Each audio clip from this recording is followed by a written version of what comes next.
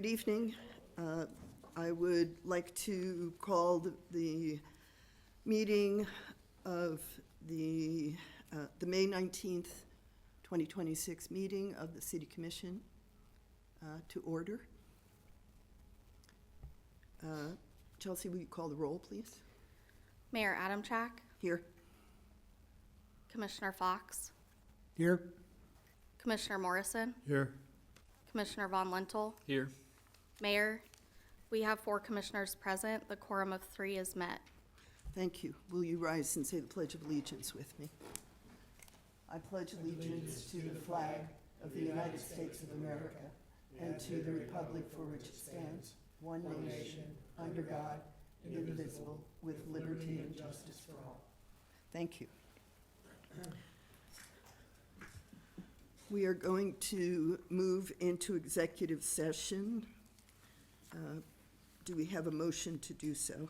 So Mayor, I would move that we recess into executive session to receive information on a legal matter in consultation with the city attorney, which would be deemed privileged in an attorney-client relationship pursuant to KSA 754319B2, and to resume the open meeting in the city commission room at 5:55 PM.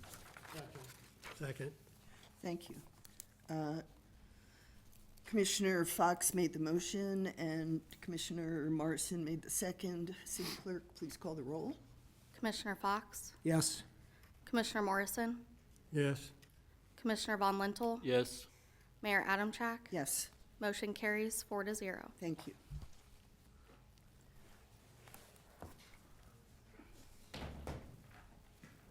And Danielle, am I correct in that?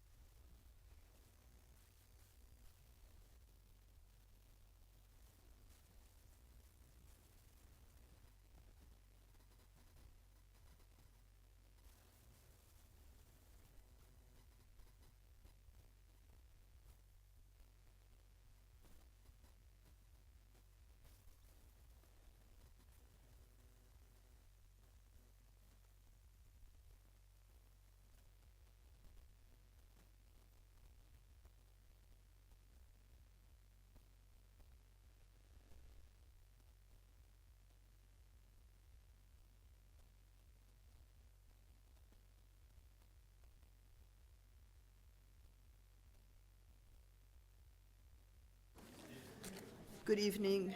We are returning from executive session.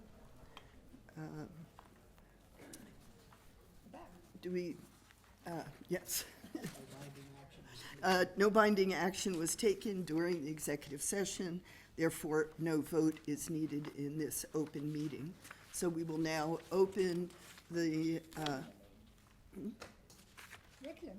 regular meeting, the regular May 19th. Yes. Is Mayor, there a- we need a motion to adjourn the special meeting. Okay. So moved. Second. Chelsea, would you take the roll, please? Karen, I'm not sure you can. Commissioner Morrison, Yes. Commissioner Von Lintel, Yes. Mayor Adamchak, Yes. Commissioner McCullough, Yes. Commissioner Fox. Yes. Thank you. Motion carries 5-0. Thank you. We will now resume our regular meeting. Mayor Adamchak, we need to wait a couple minutes. So if I could just take 120 seconds here, it probably won't take that long, but just to say thank you to all of our public works and public utility folks who have spent the last couple of days or so cleaning up from the storm that passed through on Monday and the storm that they were all out. We had several limbs that were down, several trees that were down, blocking roadways. We had waters that were covering roadways and flooding, and just a huge thank you to the public works crews, the public utility folks, parks folks too, who come out and when the weather is terrible like that and get us all back to normal as soon as possible. I'm just really grateful that they were all called in overnight, but then they all also found it appropriate and necessary and wanted to be here this evening to celebrate Public Works and Public Utilities Week with us this evening at the commission meeting. So thank you all. Appreciate you all being here. Still not 6. Can the mayor make a request that the clock up here get repaired sometime? Does anyone at Public Works or Public Utilities, are you good with electronics?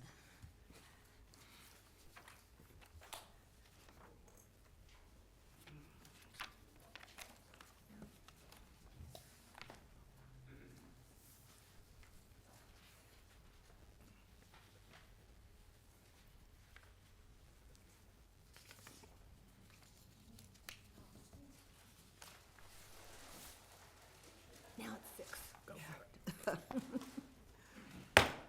All right, we will now open the Tuesday, May 19th meeting of the Manhattan City Commission. Chelsea, will you please call the roll? Mayor Adamchak, Here?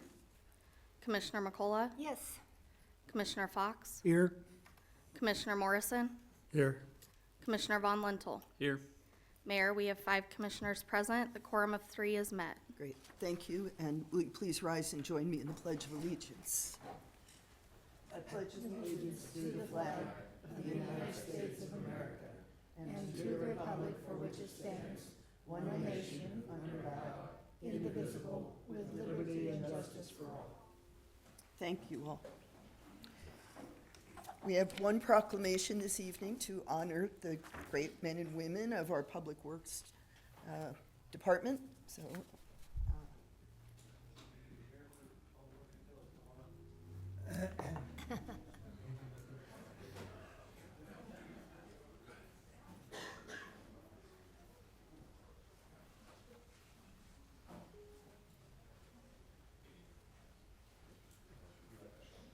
Yeah.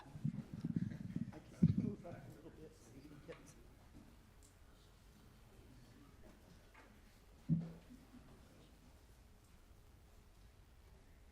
All right.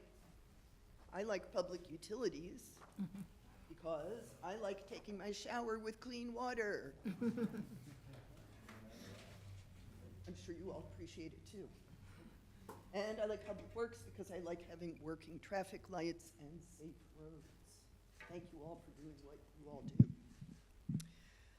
Our proclamation tonight, whereas public works and utilities infrastructure is above, below, and all around us, we are able to have clean water, safe streets, efficient traffic, and livable communities because of city public works and public utilities departments.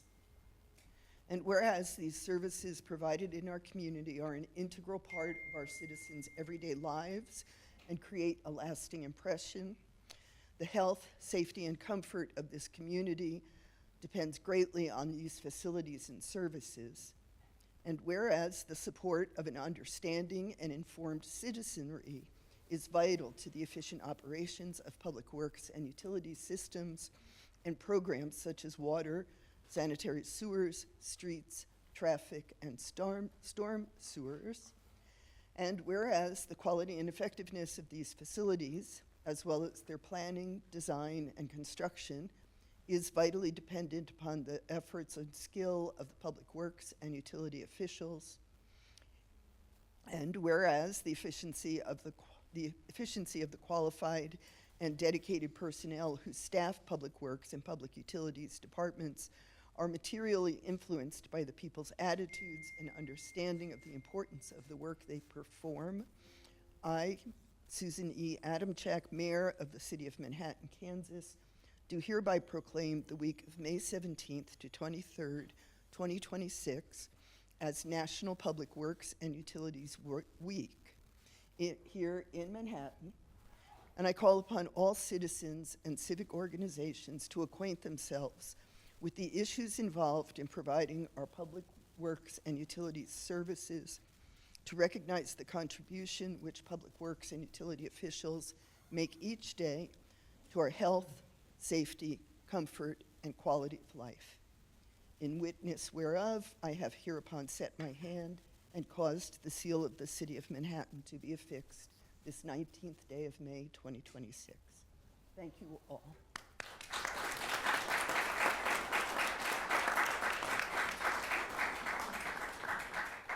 Thank you, Mayor. All right. I love public utilities to steal from Danny Rojas. Water is life. So I'm Randy DeWitt. I'm the Director of Public Utilities for the City of Manhattan. Thank you for all these fine people for coming to show up. Just a few remarks from me. These are the people who make daily life possible in our community, even when most never see the work being done. They maintain our streets, traffic systems, water and wastewater systems, stormwater infrastructure, and the many public services that our residents, businesses, schools, and emergency responders depend on every single day. This work is not always visible, and that is often by design. When public works and public utilities are doing their jobs well, things simply work. Water flows, wastewater is carried away and treated, streets function, and critical infrastructure supports the health, safety, and the quality of life of our entire community. That reliability does not happen by accident. It comes from the skill, dedication, and sacrifice of the employees who respond in all weather, at all hours, on holidays, during emergencies. They take pride in serving the public quietly, professionally, and consistently. Public works and public utilities are a foundational component of our community, and these people who serve in these departments are the concrete and steel that give that foundation its strength. Their commitment supports not only the community we have today, but the one we are building for the future. On behalf of our community, thank you for your hard work, your professionalism, and your service. We are grateful for all that you do. I would also like to promote, on behalf of Downtown Manhattan, Inc., third Thursday. Coming up this Thursday, weather dependent, we will have a Touch a Truck event. So thank you for your service. I thought I'd take a moment to introduce at least the utility staff that I see here. Wave your hand when I call your name. We got Ethan Kloster, he's our water plant superintendent. Mitch Ostmeyer, he's a water plant operator. Sharon Grenier is a water plant operations supervisor. Tim Greekue, wastewater plant operations or maintenance supervisor. Is that Greg? Greg Wall, he's a water distribution plant operator. Ben Patterson, environmental compliance specialist. Tim Mangus, environmental compliance specialist. Dr. Abdu Durar, PhD, environmental compliance manager. Who's hiding? Okay, we got Brandon Whipple, plant operator 4 at the water plant. Pat Crawford, plant operator for water plant. John Paddock, plant operator 4, I believe, at the water plant. Andrew Fernandez, maintenance technician, water distribution. Caleb Love here in the back. He is a water distribution crew leader. Keaton Sigabart, water distribution maintenance technician. Michael Eder, water and wastewater utility maintenance superintendent. We got Travis Potter, sewer maintenance supervisor. Travis Glessner. Sorry. Sewer maintenance crew leader. Not Travis. Tyler. Damn it, the last one. So, thank you very much, everybody. Thank you, Randy.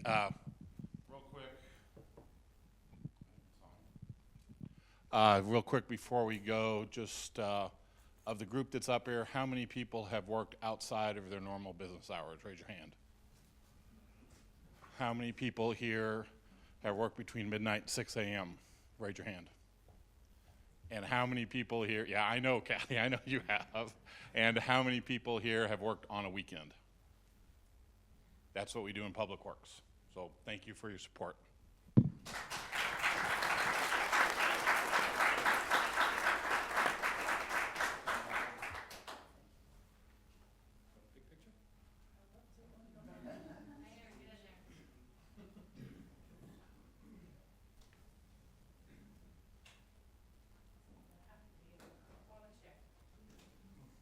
Big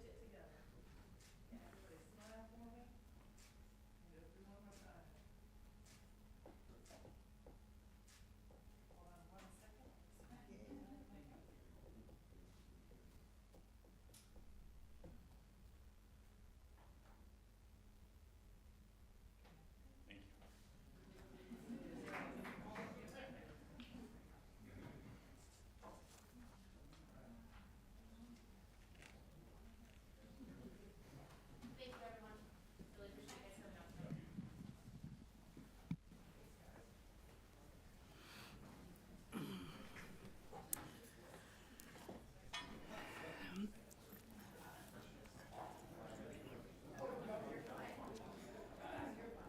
Okay. We now have an opportunity to open public comments. Is there anyone who would like to make comments on an item not included on tonight's agenda? Seeing no one approach, I will close public comments. Commissioners, have you any comments to make? So I would just say, I like fresh water, I like an effective wastewater system, and I like good streets and traffic controls. So I want to express my appreciation to all the Public Works folks. I think you guys do an awesome job, especially in inclement weather that you have to work in sometimes. So appreciate the lunch last Friday out at the maintenance facility. That was great. Thank you. And keep up the good work. Karen? Okay.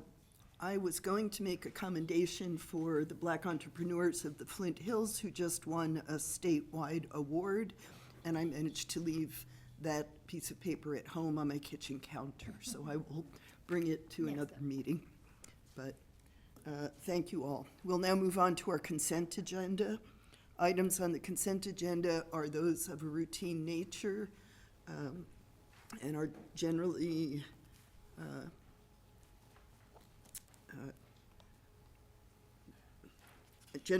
are items we can pass without tremendous discussion. Commissioners, do you have any items that you want to pull from the consent agenda this evening?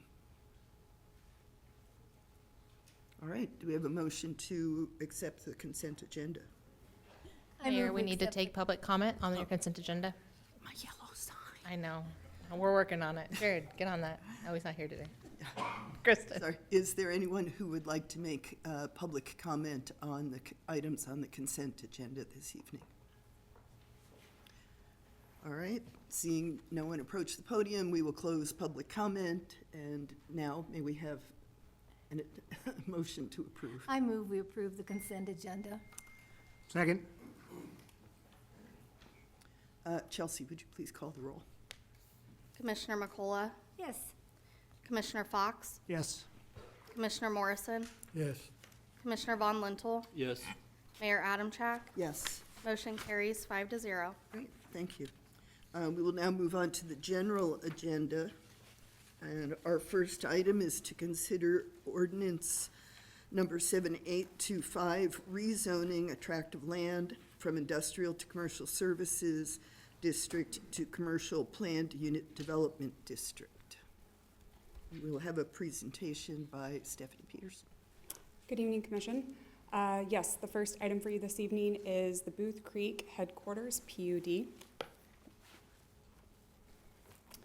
This is the first PUD that we have created, at least since I've been here, so 4 years, probably closer to about 10 years that we've had a new PUD. We've had a couple of amendments that you have taken action on, but I just wanted to go through what a PUD is because there's a couple of different phases that we go through. So first, PUD stands for Planned Unit Development, and essentially it's a customized zoning district. So you are quite familiar with our standard kind of base zoning districts. A PUD allows an applicant to create their own uses and thus their own zoning district. There are two parts or two components that go into the creation of a PUD. The first is what's before you this evening. It's the preliminary development plan. That's essentially the zoning aspect of the PUD. The second one is a final development plan. It's a site plan detail that goes to the planning board only. The preliminary development plan, that is created via ordinance, just like a rezoning would be. And with PUDs, there's quite a bit more detail than what you typically get with a standard rezoning. And then with PUDs, a lot of times they're used because there's certain conditions that that need to be placed on that property, or there's a combination of different uses. And so the building permit is really where the final check is to make sure that that planned unit development is abiding by its any conditions. The location of the PUD before you this evening, it's just south of McCall Road. You can see that the PUD is outlined in this dashed line, although the parcel is actually much larger. It goes down to the south and includes this portion of the building as well. But only the portion highlighted here in that yellow dashed line is what's being requested this evening for rezoning. This PUD, the proposed uses would be all permitted uses that are allowed in the CC, the Community Commercial District, the ICS, Industrial Commercial Services, with the addition of a meat packing and processing use. You can see here to the left, this drawing will it will go along with this PUD. So this is establishing the layout of the building and the various uses that would go along within that footprint. I will not go through all of these unless you request I do, but these are all the permitted uses that are in the CC district. There's quite a few. Ranges everything from retail to restaurant with some institutional uses. The ICS district is very similar. It just allows for several other industrial uses that the CC district would not. Stephanie, one question on ICS. Mm-hmm. Animal boarding and grooming. Animal boarding. Yes. Grooming hospital. Animal boarding, does that include cattle? That's more of like a dog or cat, small animal type of boarding. So there's actually a facility just right in this vicinity that provides that boarding service. If you've got a building, you're storing a bunch of cattle in the back and inside the building, is that approved? I would have to look that up. I'm not sure it's been tested. I don't believe that's the intent though of that use. So the surrounding zoning as it sits today, this site is currently zoned ICS. That happened just a couple of months ago. And then you can see the red is the community commercial, and this lighter color here is IL. It's a light industrial type of use. So the CC, the ICS permitted uses are very consistent with what is in the surrounding area. The meat packing, processing portion, there's quite a few conditions to make it where it is kind of more acceptable within this area. This future land use map, as of yesterday, changed. So at your last meeting, you approved a future land use map update that would have this entire area shown here as community commercial. We did not include that in the packet because that had to go to the Board of County Commissioners yesterday at Riley County. They did vote to approve that amendment, so this map would be entirely red here. One note I would make is that the future land use map is a 20-year type of vision, so we don't expect for those land uses to turn over overnight. But we do anticipate in the next 20 years this area going more towards commercial. These industrial uses here, they are not impacted at the moment since it's a future land use map, not zoning. So with this PUD and the meatpacking component, there are quite a few conditions of approval that I would like to run through. So again, you can see there in that first bullet what uses would be permitted. And then there are additional, these are in the ordinance, there's additional conditions that are placed on this, for example, is soundproofing, because there are going to be live animals, cattle in this area, and the processing of them, there has to be soundproofing, so you cannot be able to hear any of the sounds past the property line. There also can be no outside holding of animals or animals outside of the building at any given time. There are several additional requirements, and here in a second I'll ask Randy DeWitt to come up and speak more to the environmental and the sanitary sewer aspect of it, because that is a concern that we had with that more intense use. But there, with the, so I talked about the two different phases. We're in the preliminary development plan right now. The final development plan comes next, and it has more details. In that final development plan, access and the loading and unloading of that livestock will be addressed. This building today has trucks coming in and out of it, so it is equipped to handle that type of that vehicle traffic. And then also the signage and the parking. Those are two things that will also be addressed through the final development plan, not particularly this evening. There are two slides on the environmental requirements that Randy and his team put together. Before I move on to that, are there any questions on the uses that we just went? You want me to have him come up? Okay. I have a question. Sure. I understand packing plants, been around them. Is there any concept of limit of head per day, per month, per week, hour? Yes, there is. The applicant can speak to what their capacity would be in this building in more detail. My understanding is the size of the building is going to greatly limit the number of head that come through that facility in any given week. And likewise, they'll address the frequency of transportation, the critters in and out. Yes. And the last thing, I've had a number of comments from our community. Two things: smell. Yeah. If it's contained, I assume they can do a fairly decent job. Flies, because those across the river had a horrible try, and still do, with flies. And I understand self-contained may restrict the number of flies, but I've never seen one yet can eliminate flies. But those are things that we need to be cognizant of. Our public is at least concerned about it. Certainly, and Randy can speak to, I'll let him come up, he can speak to how the remains and the excrement from those animals is going to be treated so that it doesn't impact our system, but also so it doesn't cause a public nuisance. Randy? Stephanie, Yes. can you define for me craft harvesting? Yes, so that was really kind of the applicant's term that they used, and so they can speak to this more if they would like to. The idea of harvesting is the harvesting of the animal, the slaughter of the animal, and craft meaning that it's not this large-scale production. So it is a very small-scale type of operation, and that's how they intend to keep it. And so that was the term that they felt best described what their intended use was in this area. We don't have craft harvesting as a definition in the MDC, so we had to use a term that was already listed. And craft production? What's craft production? So- That's mentioned in, Yep, so they're gonna process the animal and then they're gonna produce the meat that comes off of it. And so that would be the production aspect, is actually getting it into a product that you could consume. so in some of the zoning regulations, it mentions craft production. So Oh. I assume you're not talking about meat. Not in that. So beer production or? it could be, some sort of, if it was like a pottery or some sort, truly like a craft, if it was a woodsman, or like a welder, if it was somebody that works with wood. That's what we had meant by craft production in there. So those two terms were kind of, they picked portions of each of those terms and kind of blended them. So I can see the confusion when you try to compare it to the MDC. A comment was made in the urban area board meeting that craft harvesting was similar to craft production. In my mind, a slaughterhouse is not similar to making pottery or brewing beer or a variety of things. Yep.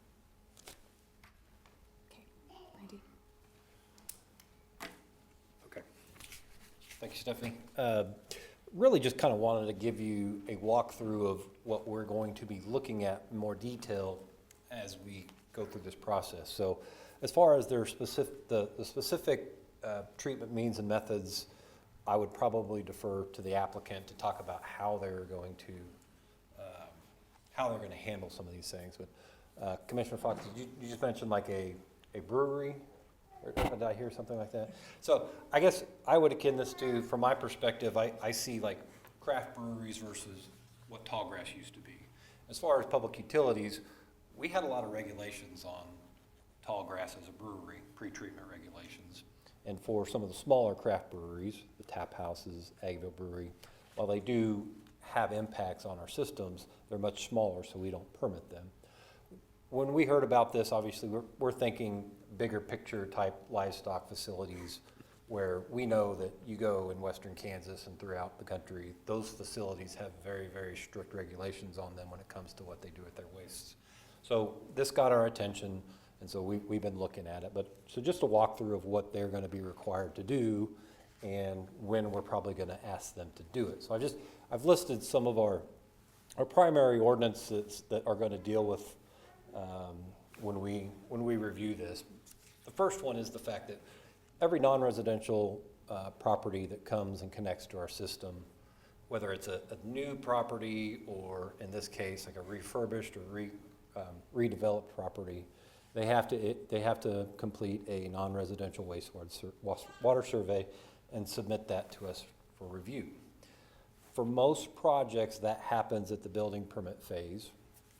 And we'll expect that if any unique discharges, we'll work with the applicant to address those between that phase and occupancy, so before they actually start discharging to the sewer system. In this case, we look at these industrial type properties or a special waste facility, and we're gonna start working with them, as soon as they start doing the zoning process and they're getting more into the design of the facility. The hope and the plan would be they're coming to us with a lot more information on how they're going to make sure that their waste is acceptable to our treatment system. So we'll review that survey and we'll work with the applicant looking for specific potential contaminants that they may be capable of discharging to our sewer system, because those are obviously items that either impact our treatment process or impact the collection system.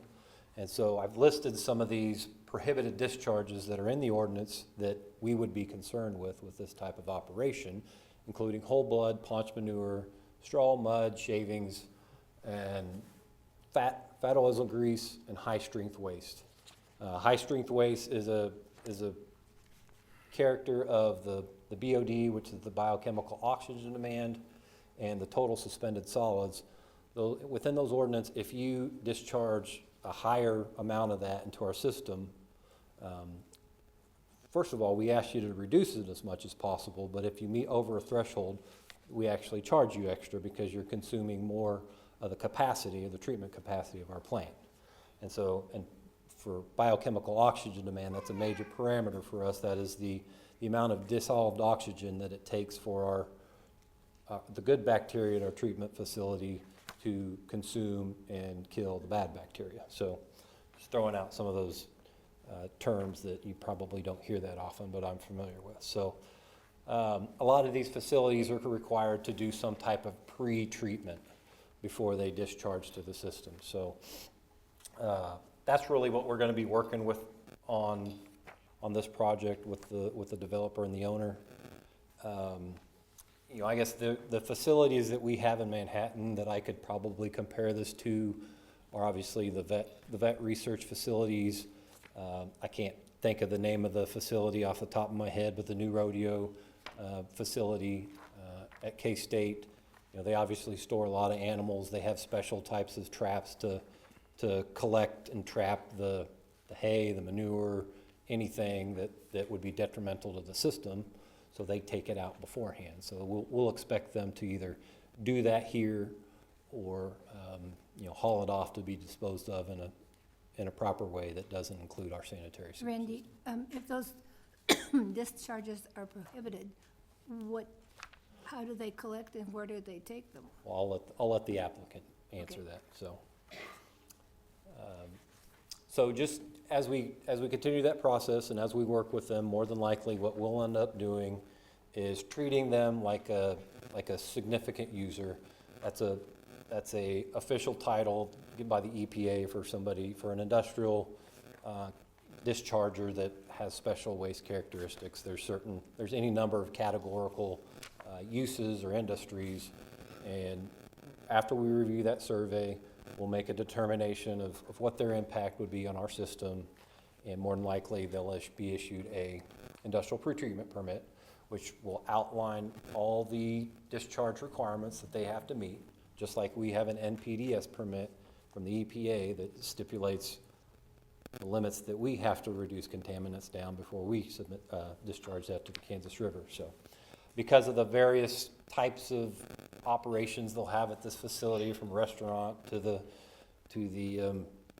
craft harvesting, you know, they will likely have some type of sand oil separator, a grease separator, cross connection control, and so those are all things that we regulate. So the intent would be, you know, if you proceed with allowing this, we've got a whole process that we'll have to go through to make sure that they're meeting our expectations as far as the regulations we have in protecting our public treatment work system. So that's really all I had. And like I said, if you have more specific questions about how they plan on pre-treating or removing that before it hits the waste stream, I'd have to defer to the applicant and let him answer those questions. But they've expressed to us that, you know, they do have an intent and desire to remove those contaminants, or at least as much as they can, before they discharge to the system. So In looking at your laundry list, it appears thorough, yes. but we are sometimes neglectful in calling other places that have these things to say, what is our first surprise? Sure. So we can now have controls for surprises. Sure. Have we checked with other communities? I mean, Not yet. I think that'll be a part of the process. When we initially met with the applicant, you know, we asked, are there other facilities like this? I know the owner has said this is kind of a one-of-a-kind facility in the fact that it has everything there in one place. But there are smaller type craft harvesting locations, and we have asked them or their consultant to please help us get in contact with some of those companies and some of those municipalities so that we can ask them, you know, the hard-hitting questions about what do we need to watch out for. So we plan and hope to have those type of conversations.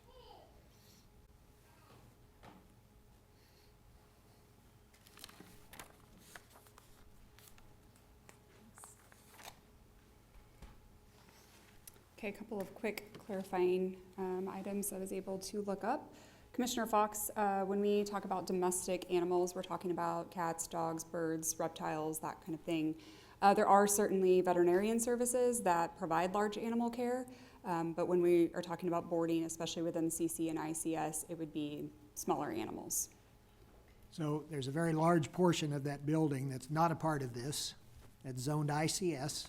Correct. So he could not store cattle No, in that portion of the building under the current Nope. zoning regulations. no, correct. There was another question I looked up. Now it's escaping me. So the craft production, in the definition, when we talk about craft production, it's really talking about hand tools and not having large machinery, so that kind of heavy manufacturing type of thing. So I cannot speak to the how they will harvest these animals, but that's the intent behind the craft portion, is that it is smaller scale. It's not as industrialized as what some other operations would be. So that was one of the differences in how we defined craft harvesting. This did go to the planning board. They voted to recommend approval. I believe it was a vote of 4-2. And with that, are there any other questions that you have for either Randy or I? If not, the applicant is here this evening. I would invite them up to talk more about their project.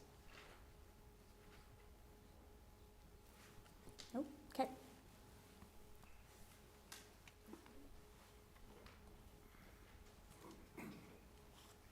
Do you want any particular slide up? No. We don't have the slide at the front of the building. That might be in the planning board. I'd like to show that if you Sure. have it. I can start while you're digging around. Go for it. Good evening, City Commissioners. My name is Dave Dreiling. I live at 120 South Reith Avenue, Manhattan, Kansas. I've known some of you for a long time. For those that I've never met, I came here as a student back in the 1900s. Fell in love with Manhattan, met my bride here, started my first business, and raised our family here. Probably the business locally that I'm most known for is GTM Sportswear. One point we had 900 employees. In all, I've started 10 or 12 businesses, and in my career I've created a little over 4,000 jobs, and 12 to 1,500 of those were here in Manhattan. So I'm pretty proud of my track record in terms of economic development here in town. Commissioner McCauley, you and I go back like 30 years ago, way back to Metafab. I think that was that was also back in the 1900s. So when I sold GTM and then expanded the restaurant thing, I really never expected to do something else really big. And when I tried Wagyu beef about 7 or 8 years ago, I didn't even know anything about it, but I tried it and I knew one thing: that's what I was going to try to eat the rest of my life. It led to me just thinking, I was so naive, I thought, well, I can just buy a few cows and keep them up on my ranch and eat great beef. And so I bought a few cows, studied the industry, realized that America was just waking up to Wagyu, and then realized how good of a place Manhattan, Kansas could be for a completely vertical Wagyu beef company. And by vertical, I've heard our industry described as like 4 legs of a cow. So we have what's known as the cow-calf operation, the ranch where the calves are raised. We have the feeding or feedlot portion of it. We have the processing, and then we have the sales and distribution. And most companies most businesses in the ag sector are involved in 1 or 2 of those legs. And I leaned into doing all 4 of that. Part of that is my time at GTM. That's basically what I did, was I cut out a whole bunch of layers and created a very successful company just by all of that vertical integration. I will say that this company, compared to anything else I've created, it just checks more of the boxes for me than anything else I've ever done. I joke with Kristen that it took me 30 years of piddling around with T-shirts and restaurants to find what I was actually meant to do in life, and it's this. I've heard that the ag industry is a legacy industry. I always believed it, and now I get it. I have 2 kids. My son Tyler actually created our logo 6 years ago. My daughter Morgan, she and her husband Ben live up on our ranch, which is just 15 minutes from town. They have 2 kids. I'm watching my grandkids grow up on a ranch. And to me, that's very, very, very special. So this is the company that I hope we can go 100 to 150 years. To give you an idea of where we're at present day, our feedlot is just north of town. When I first got into this, I knew that I needed to control processing because the harvesting of Wagyu is much different than commercial beef. And so I bought a little plant in Riley, Kansas, that we've had for 5 years now. We converted from state inspection to USDA. We brought a guy from Japan. He's a 4th generation butcher, teaching us how to cut them up and how to do it all different. And I love our plant up in Riley. It's amazing. The problem is it's less than 5,000 square feet. We're on a 1/4 acre lot. Our building is literally 8 inches from the lot line. And either neighbor has no interest in selling. So I just can't expand up there anymore at all. And so, oh good, you found it, thank you.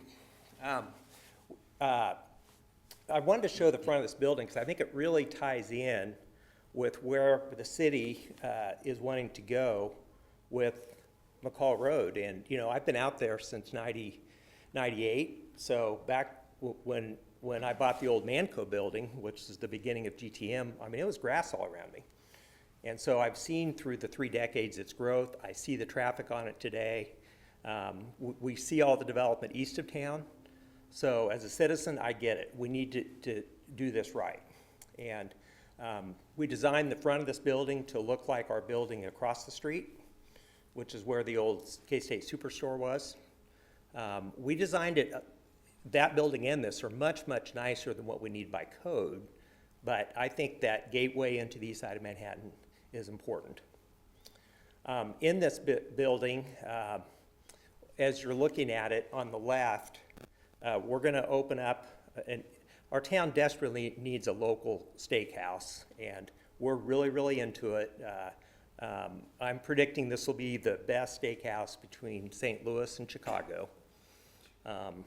That's pretty bold, isn't it? So you guys can jot that down and come try it, and you can decide for yourselves whether we hit the mark or not. Next to that will be our meat market, so we're moving that across the street. And then as you're looking at it over to the right, we'll have 2 white boxes that would fit in with that current zoning. So it could be office, it could be retail, could be all of that. Behind that, we'll have our Booth Creek offices, and then behind that, we'll have our processing area. I wanted to address just a few questions that Commissioner Morrison had brought up. One of them was just number of head. And we're designing the space so we can process up to 40 head per day. Now, to give you a comparison, you go to any plant, Southwest Kansas, they're like 4,000 head per day. So it truly is craft harvesting. Even though we're designing the space for 40 head per day, our current production is limited to 20 per week. That's what we're doing up in Riley. So when we open this up with your approval, we will only actual craft harvest 1 day a week. And basically that's 1 load of cattle coming in. We're controlling the cattle coming in, it's our staff, it's our feed yard. It's only coming 20 minutes from here. And so that'll be 1 load per week to start. Eventually could be up to 5 loads per week.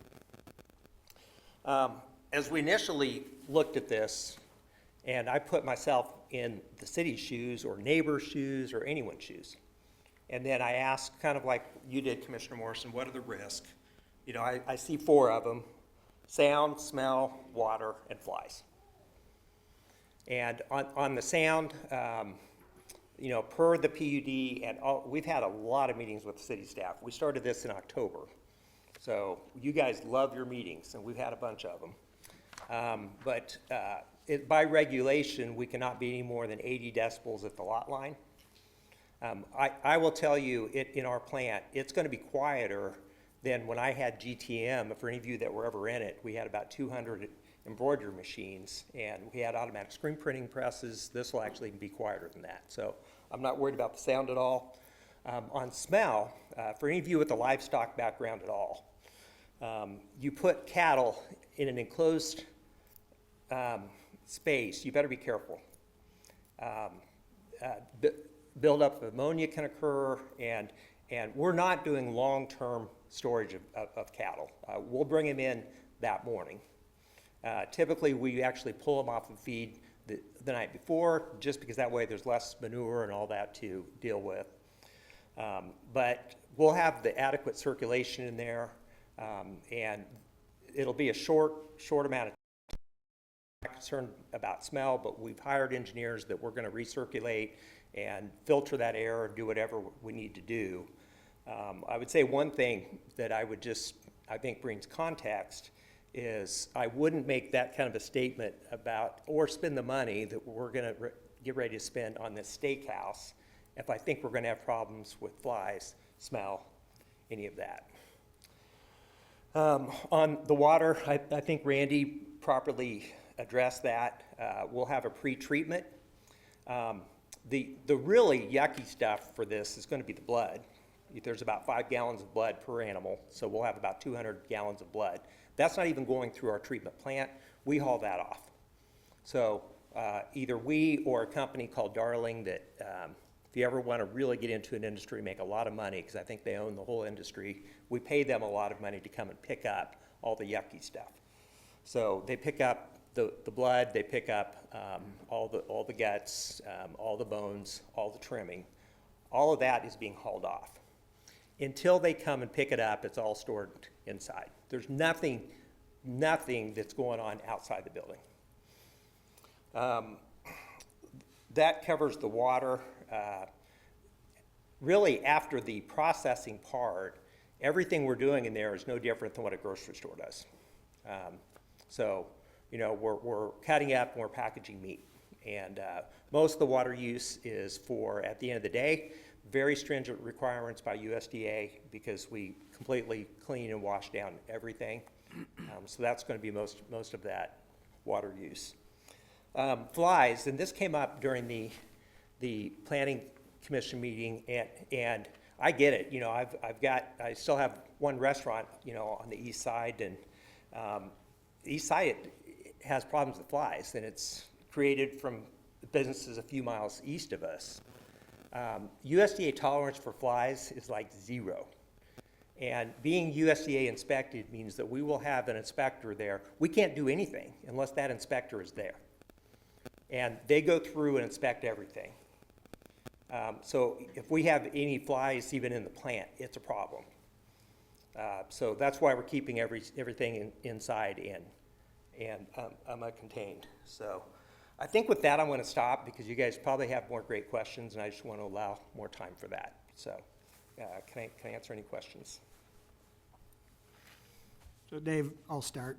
You and I go way back. You don't do anything small. You get bigger and bigger. And when you say, you know, now you're producing 20 head a week. Yep. And you could go to 40 head a day. 40 head a day. 40 head is one double-decker cattle trailer Correct. coming and going every day. You know, you could grow to twice that amount.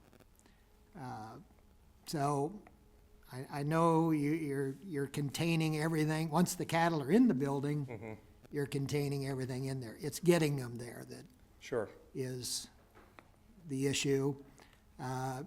Cattle trucks coming through a commercial, a commercial area like that. I grew up in cattle country. I lived in a town where cattle trucks are coming through all the time. They're leaving manure on the streets every time they turn a corner. Yep. Stuff sloshes out.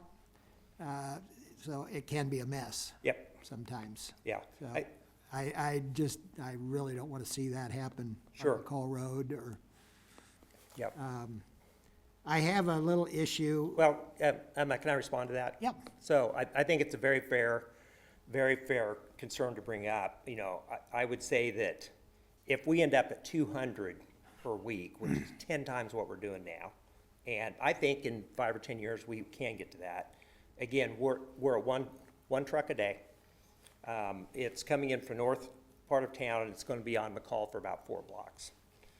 Being on McCall, with the sale barn being east of town, we probably get 5 or 10 trucks going through there per day. Not necessarily the big ones, but we're right next to what used to be Orchlands. I mean, there's cattle trailers there all the time. So So I think even if we end up with one load per day coming in, I won't say that there won't be any manure, but again, we pull these cattle off the feed the night before because we don't want to have to mess with it.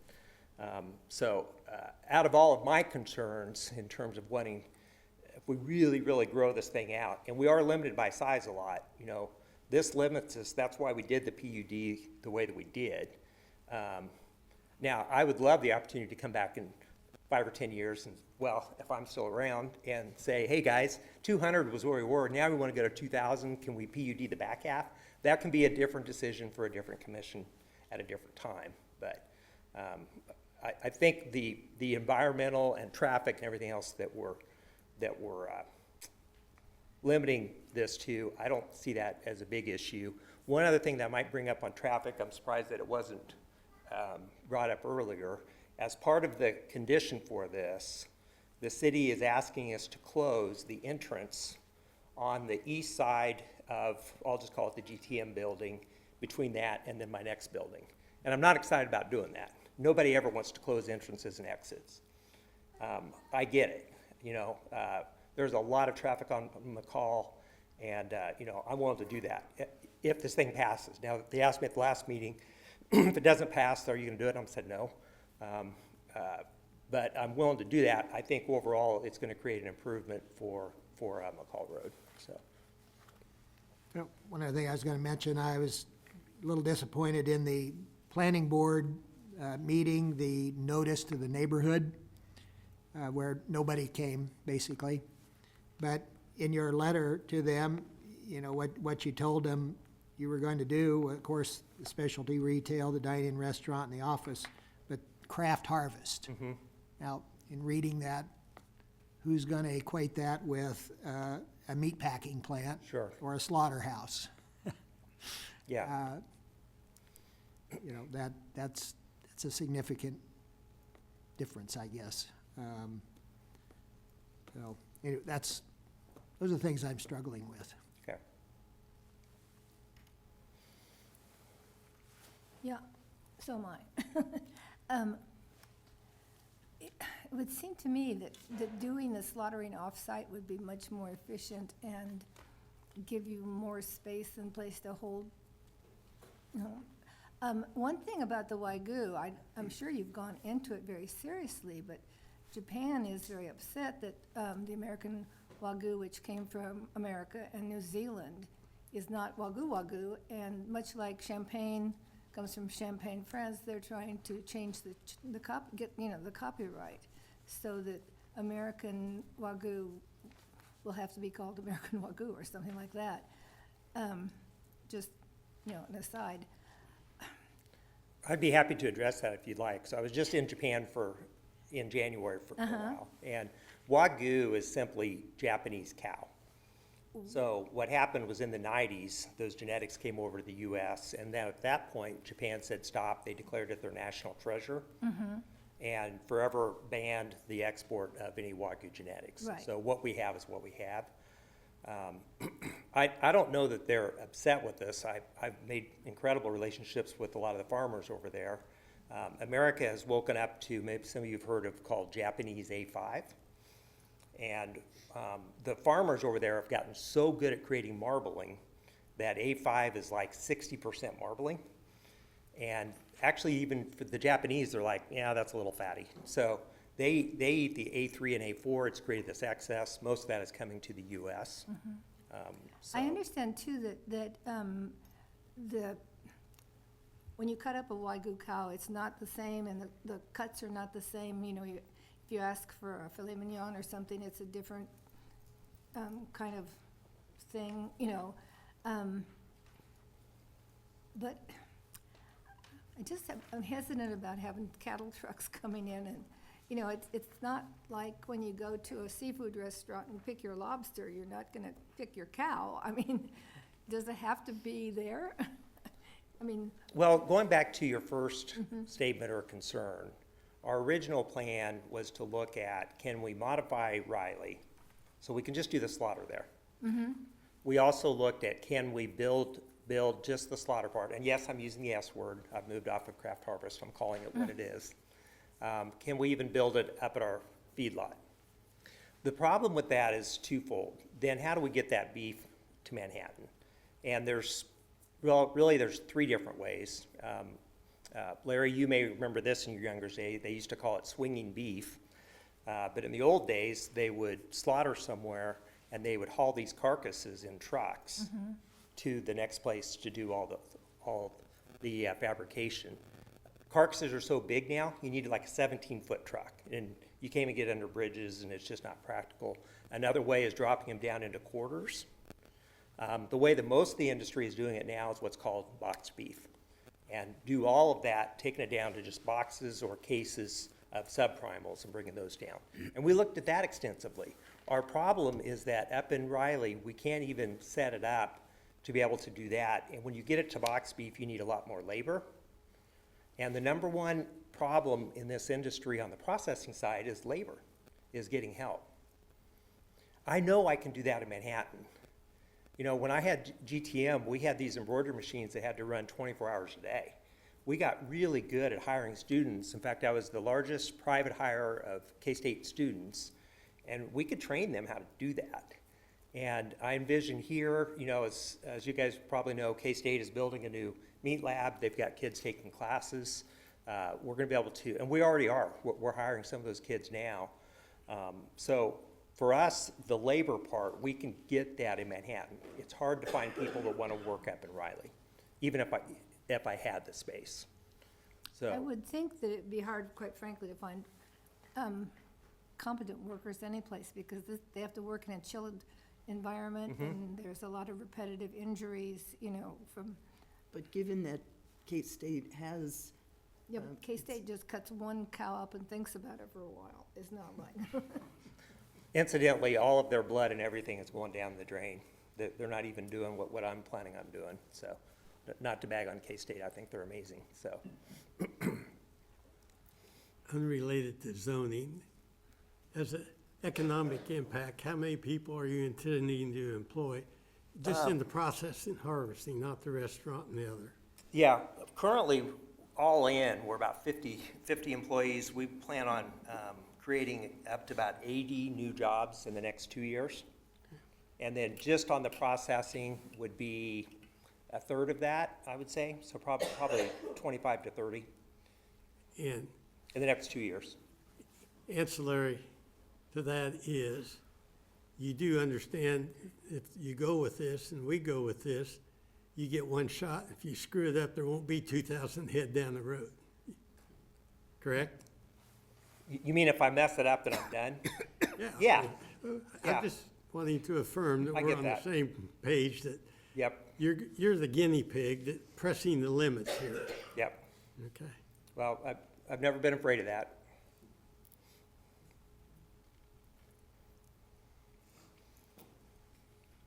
So is the Riley facility going to close if this goes as your plan? We're hoping to sell it to someone that still wants to continue to do custom processing. You know, there's a need for that. It's not a very good industry for the same issues that, you know, I already mentioned. But yeah, once we would move down here, we would sell that. And I think the highest and best use would be for someone that just wants to do custom. So speaking of that, do you plan on doing any custom? I don't this think so. facility? No. We do a lot of Wagyu. We've solved some industry problems for the farm to fork Wagyu producer. We have people in Texas, Indiana, California. They'll bring us their Wagyu calves. We feed them. When they're ready, we'll go and harvest them. And then we're one of the few places that actually know how to cut up Wagyu, and we package it premium. We'll continue to do that. We are even now the supply chain for about another dozen Wagyu companies, because a lot of people don't know how to feed Wagyu. You have to feed them different to really get the marbling. But would we do commercial custom? I don't think we would. Unless it was a branded beef that maybe someone says, okay, we need 10 Angus a month or something like that. But set it up to just do one animal with its own cut sheets and everything just wouldn't be very efficient.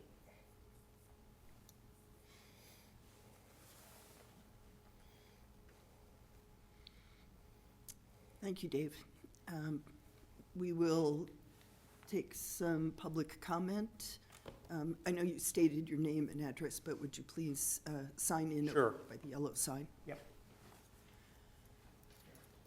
Is there anyone from the public who would like to make a comment? Good evening, Commissioners. Trey Kuhlman, Manhattan Area Chamber of Commerce. I'm the External Affairs Director for there, in case you forgot. I'm at 1601 Woodcrest Drive. It's my home address. The Manhattan Area Chamber of Commerce is coming up to speak today to support and encourage this proposed Booth Creek planned unit development at 520 McCall Road. Our support for this project is primarily based on the recommendations of your professional city staff and their analysis of this unique opportunity.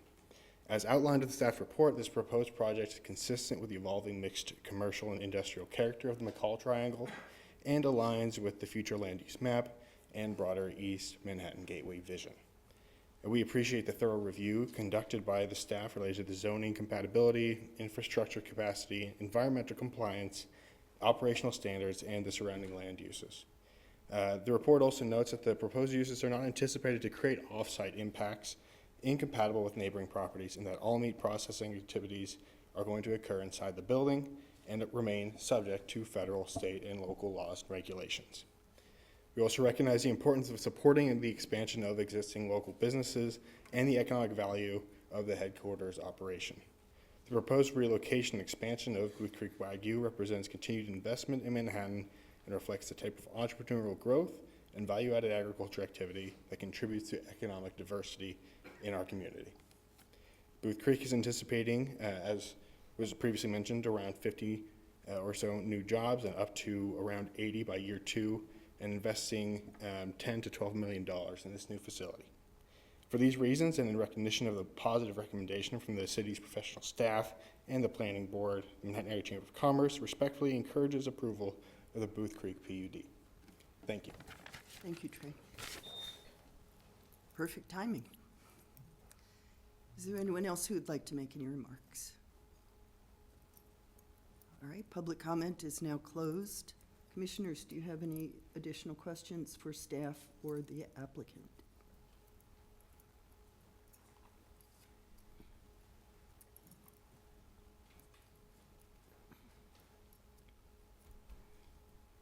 Yes.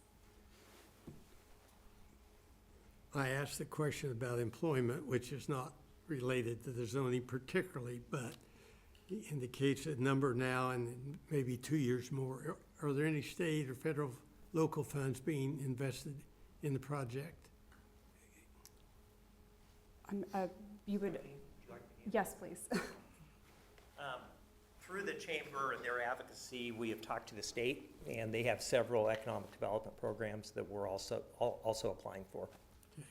None of it is cash grants, it's tax credits based upon our investment, and then it's smart how the state's doing it now. It didn't used to be this way, but basically the more quality jobs we can create, then we get tax incentives back for it. Thank you.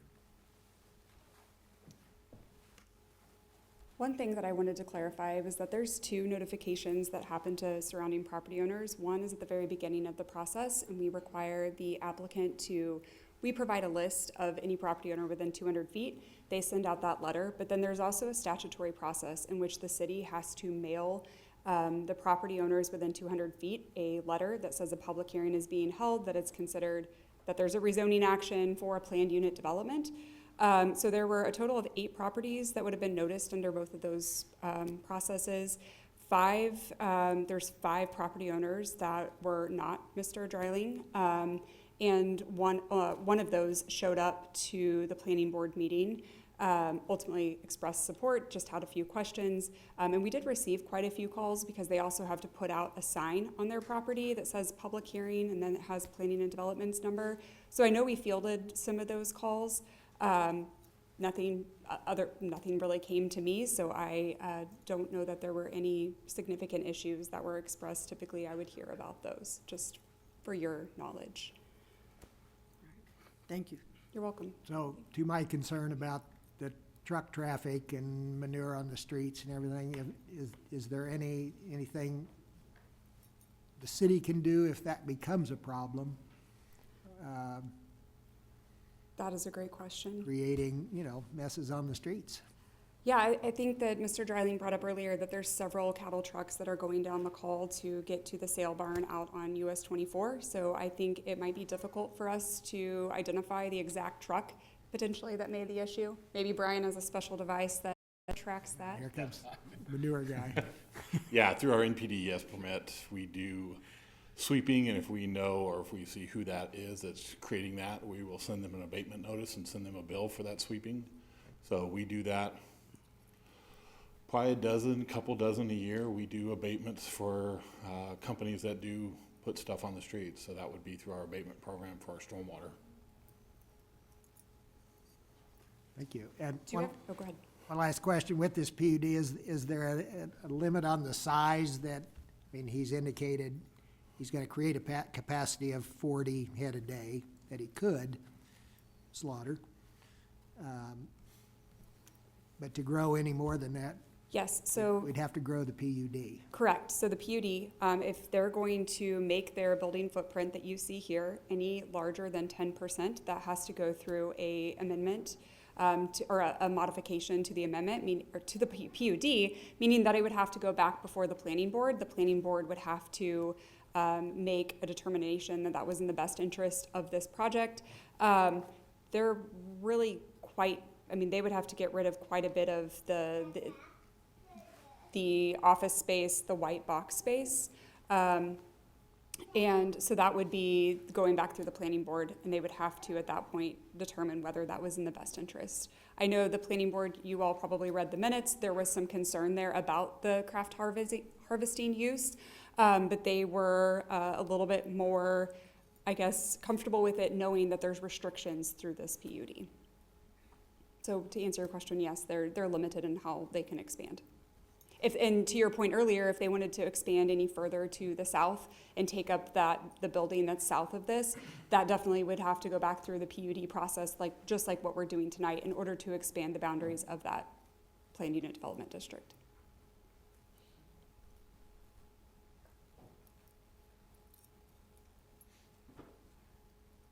Commissioners, any additional questions, comments? No, I'd just like to point out, I'm always sort of amazed when I see the restaurant inspections, and they're for things that, you'd think that they were told to do last month, and they did for a while and then stopped, like having adequate hand washing stuff. And so I don't want this to be a site where we have to have staff checking things out a lot, and, that kind of thing. And I also think that sometimes there are peripheral challenges. And I know this isn't a giant meat packing company, but when we see those in Emporio, it's just closed now, in Dodge and that kind of thing, we do see a lot of individuals from other countries, which I think is wonderful, but sometimes they are a bit of a burden on some of our schools and needing extra help and that kind of thing. So I just think we're adding jobs, but we also have to think about what costs there might be in addition to that.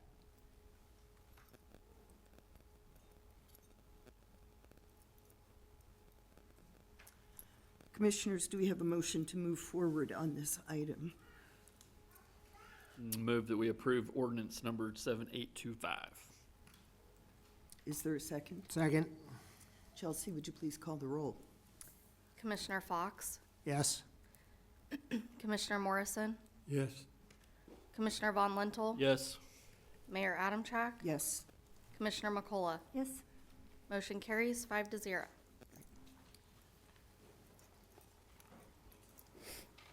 Please let us know when opening day of the restaurant is. Well, the city are sticklers for a lot of stuff, so it's going to take a while. Thank you. We will now move on to item B.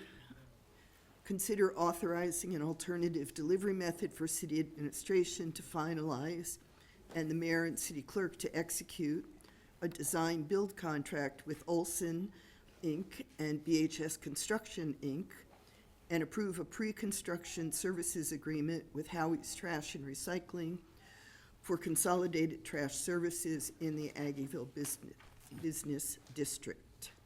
Item CM 2502. Thank you, Mayor. Good evening, Commissioners. We are back in front of you. The last time we were here in January, we had brought a contract to design trash services consolidation within the district of Aggieville. In August of 2025, we issued an RFP soliciting for a solid waste management company to assist with that design and that approach within Aggieville. In January, the Commission provided feedback to City Administration to provide generate and implement a survey. We did that through Middle, a company here in Manhattan. Ashley Furman, the Director of Strategy within Middle, helped us with that. They've also been helping us with a lot of communication and engagement in Aggieville. Those results are attached to the item tonight. I'm going to have Ashley come up now and walk through those survey results and provide you with an overview. And then I'll come back up and we can talk about the direction moving forward with this potential design and concept of consolidated trash in Aggieville. Ashley?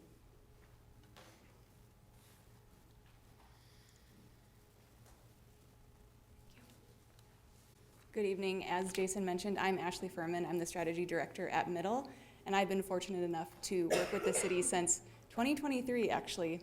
I had to look back in my documents quite a ways on this Access Aggieville campaign and directing that. And so as an extension of that, I'm here tonight to present the results of this consolidated trash survey. Goodness. So to briefly review the method, following that January meeting, we brought all the necessary parties together to collaborate on a survey instrument. Once that was approved, it was sent via email from Dennis at the ABA, and it was live for 2 weeks. Sent multiple email reminders, and then after about a week, BHS started going door to door to try to solicit some additional responses. But at the end of that 2-week time period, I was pleased to see the 61% response rate there. Before getting into the specific results for each question we asked in the survey, what we learned overall was that business owners think that alley conditions are poor. They see consolidated trash as a net positive. But of course there are some concerns and questions at this stage, which is natural since we only provided them with a hypothetical situation to analyze. And I'm not sure why the PDF is showing numbers like that. That's not how it looked like in the slides, so that threw me off a little bit. Apologies. Getting into more of those specific results, starting with the introductory questions, we wanted to get kind of a base level understanding of what the trash situation is like in the district. Our respondents, 83%, currently have trash service, and over half currently collaborate with another business for trash. Just under half rate alley conditions as poor to very poor for a number of reasons, but the top 3 ended up being visual clutter or unsightly appearance, loose trash or leaking dumpsters, and odors. And I was pleased to see that about 77% of respondents are very to somewhat familiar with consolidated trash service at the time that they took this survey. Following that portion, we didn't want to just jump right into posing a hypothetical situation for them to analyze. We wanted to zoom out a little bit and see if there was any consensus around the positive outcomes associated with consolidated trash first. Because as you all know, it's really easy to pick apart how to implement something new. So it was beneficial to first understand if we're even aligned with what we're trying to achieve here. And the short answer is yes, we are aligned in a variety of factors here. Creating a more efficient trash service, lowering the cost of trash, lowering the number of trash cans and removing grease bins, and lowering the number of trash truck trips down the alley. Getting into the good stuff, what everyone wants to know. We posed a realistic scenario for business owners, and we wanted to gauge their level of support and ultimately see what questions or concerns they might have based on this hypothetical scenario. And here's exactly what we provided in the survey, this short write-up here describing the situation. And essentially what we're doing here in this write-up is contextualizing the positive outcomes from the earlier set of questions, so business owners could understand the specific impacts. And these numbers were put together using data from Howie's current Aggieville customers. After they read that, we provided this map showing 5 potential locations of the compactors throughout the district. And then we followed up with this question: how supportive are you of this take on consolidated trash? And you'll notice that the results are a little bit spread across each one, which again is natural for where we're at in this part of the phase. These business owners have a lot of questions that need answered before they give their full support. But even with the limited information in this hypothetical scenario, about half of respondents were in the very to somewhat supportive camp.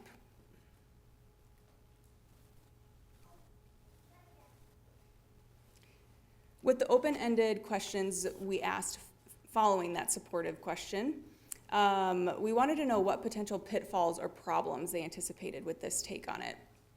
And ultimately, it came down to 3 main themes.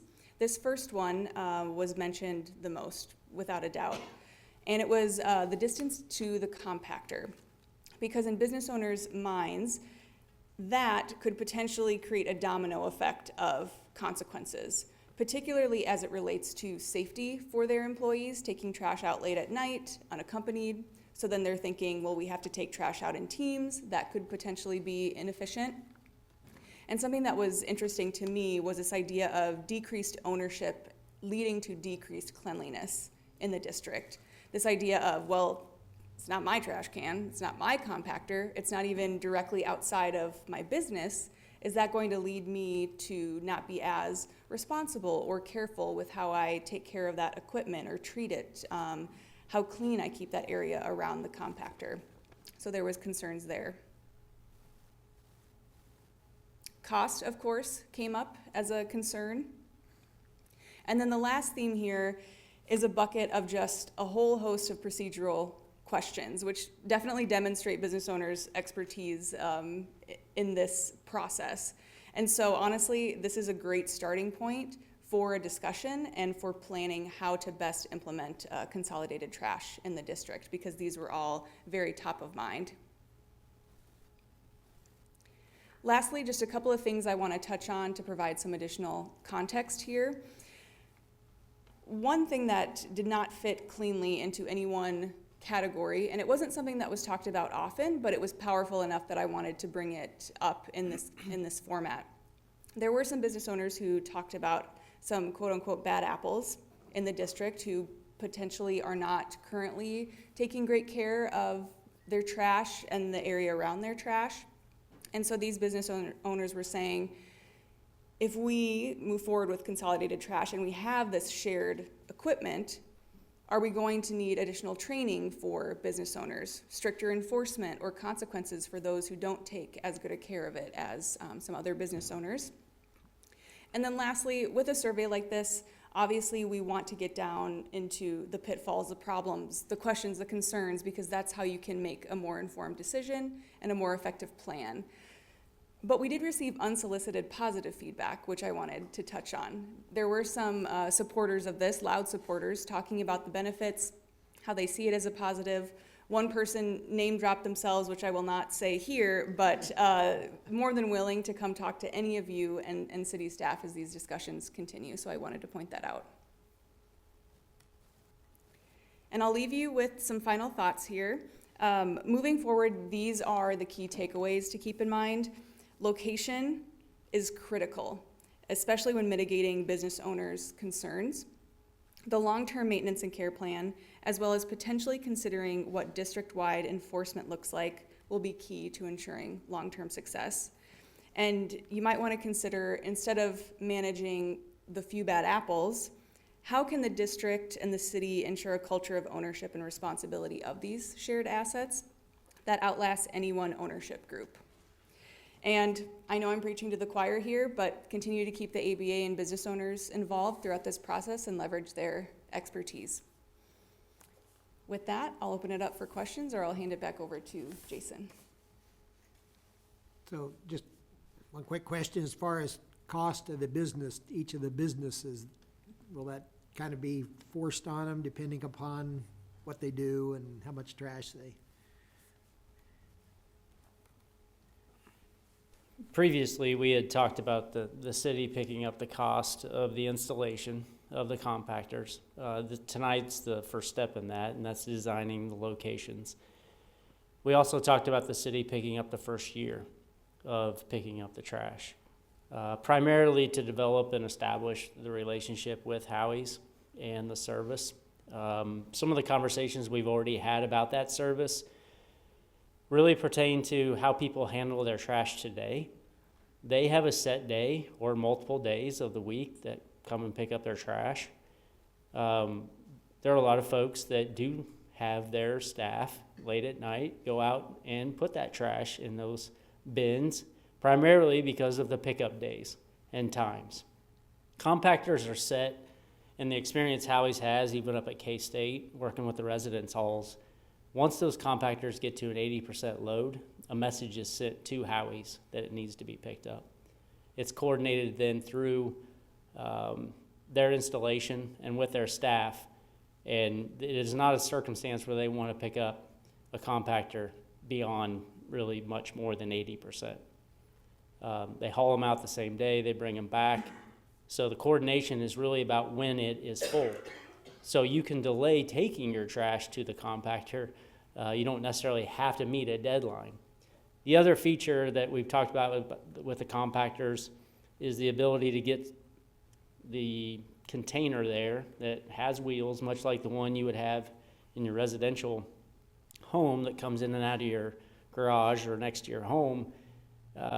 This would be able to be wheeled to the compactor. The compactor would have basically a grabber and a tipper associated with it. So a lot of the staff today are taking out trash in barrels or in sacks and having to lift it up and above the opening to the dumpster.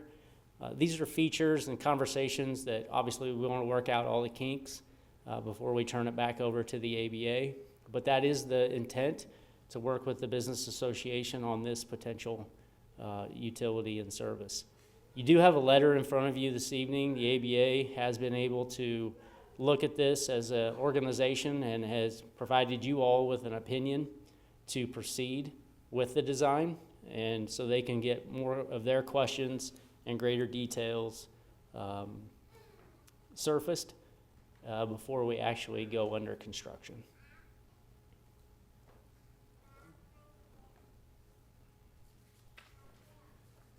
In the concept of cost, it's going to be almost impractical, isn't it, to try to assess, my neighbor dumps 4 times as much as I do. Is there some way that a trash benefit district for Aggieville can be set up to where they pay it and they work it out between themselves? I don't want us to be a bill collector for 52 businesses that now have a dirty alley, trashy alley, and smelly alley. I want them to have skin in the game, and they'd be responsible. I would hope they'd have pride, because their alleys are god-awful. And so I would hope for their business sense, it would make them feel like that they're doing something to qualify their business. But is that how you're looking at the cost proration? Because I really don't think our city staff ought to be bill collectors on trash. Yeah, and we agree with that. We hired a consultant that came up and actually does solid waste type of efforts throughout the country. They have a methodology that was shared with the district. This is some years ago when we could resurface this, but square footage, type of business is factored into that cost. Restaurants that are high producers of trash know their share is likely to be higher than the office or the professional staff that may occupy space. So we definitely would need that methodology to factor into the building cycle. And again, we do concur with getting this in the ABA's hands as a district to manage. David Riley tags his cows, so he knows how much they eat and how much they poop. These barrels that they have to take to the container can be tagged, so at least know where they're coming from, can we? Yeah, yeah, we will know the activity, we'll be able to gauge it as that compactor fills up. There's a percentage, and you can definitely track that use. So for security and for tracking, to put trash into one of these things, you have to, I assume, enter a code and Yes. that allows you to do that. Yep. Jay Anderson with Howie's sat down with us a couple of times and really explained how they work at the K-State dormitories. There'll be codes. There's safety precautions that have to be taken. It's almost a double key system. One, to get it opened up to where you can actually move your dumpster within, another to go ahead and automate it to dump and tip. So there's a double secured methodology. They don't want to have to deal with injuries or issues, so they have looked at that extensively. I was pleased to hear they have these in Manhattan and they service them. I was also pleased to know K-State dorms and the amount of trash that they handle. Do these things have cameras?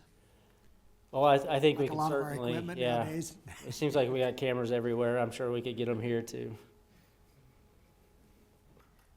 Yeah, I just really support this. We're putting millions into Aggieville to make it a really welcoming, clean, pleasant place, and the alleys aren't that way at the moment. And one thing that surprised me was pests, that only 33% thought that was a serious thing. When you go over there in the wintertime, the crows, the raccoons, I think, let them in, and then the crows put all the trash everywhere. And so I think that would be a real positive to get that, I mean, we're talking a lot of crows. A lot of the ABA members were at our meeting today, and some of them, we got into the grease conversation. And one of them made a comment that grease companies will actually come in, set up the PVC system, and they still pay the business by pulling out the grease every month. So it's of no cost to the business to think about grease being managed in a way where it doesn't walk out of a business and go to a dumpster in an alley. The PVC and the ability for the truck to pull up and basically pull that grease from that building into their storage tanks prevents that grease from actually making it into our right-of-way. I was pleased to hear it's of no cost to the business. In fact, they're still getting a check, having that relationship and the infrastructure installed totally at the cost of the company to put that in. We have 7 dumpsters.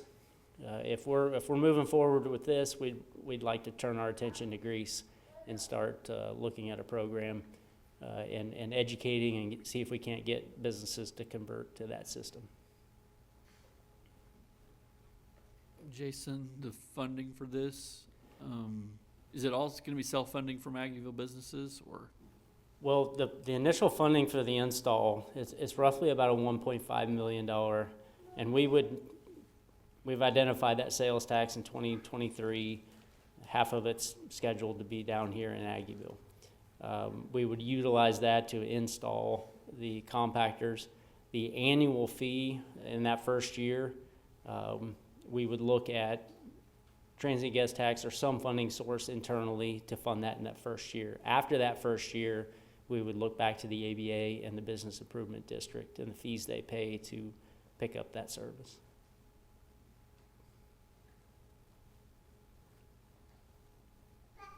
Additional questions, comments? Jason will take public comment now. Does anyone want to make any remarks? After you've spoken, will you please sign your name and address? Cam Ward, I'm on the ABA board. We have discussed this a lot in great lengths. I guess I'll start by saying first, I think the city has done a really good job getting opinions with the survey process, with talking to us about it. So I feel like it's been discussed a lot. I don't think I have to tell you how the alleys look now. They're just absolutely horrendous, and it is hard to see all this money going to Aggieville through the TIF and have just disgusting alleys. But I think there's a lot of questions about this that haven't been answered, and there's no way to do that without the design study. We've got businesses that will have very strong opinions about this, positive or negative, based on the location, the design, the size, where they're going to be.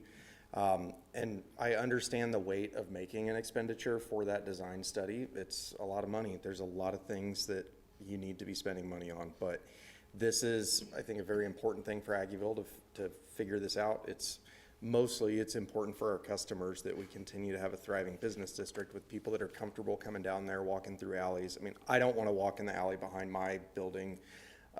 It's really unsavory, but we've got to get this design study done and get a plan so we can get the questions answered.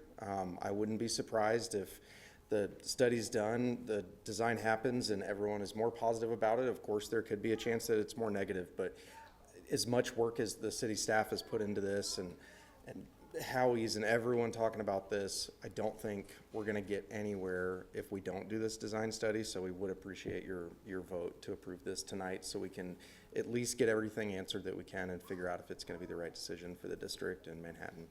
Thanks. Thank you, Cam.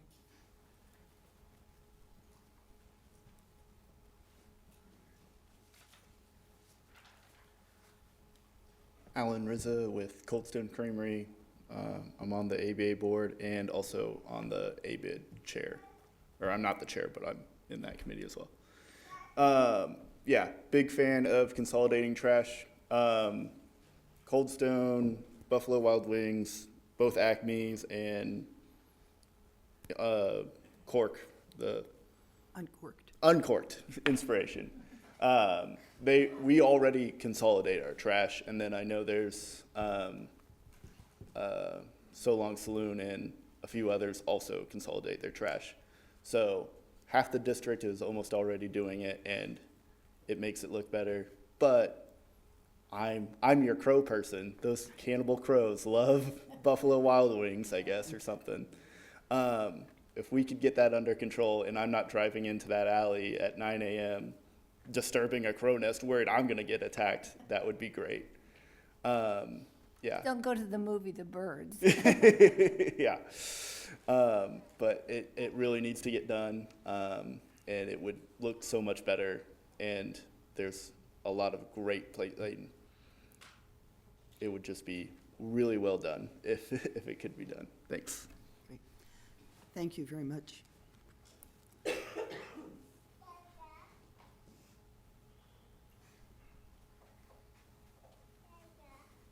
Good evening, Mayor and Commissioners. Dennis Cook. I'm the Director for Aggieville Business Association.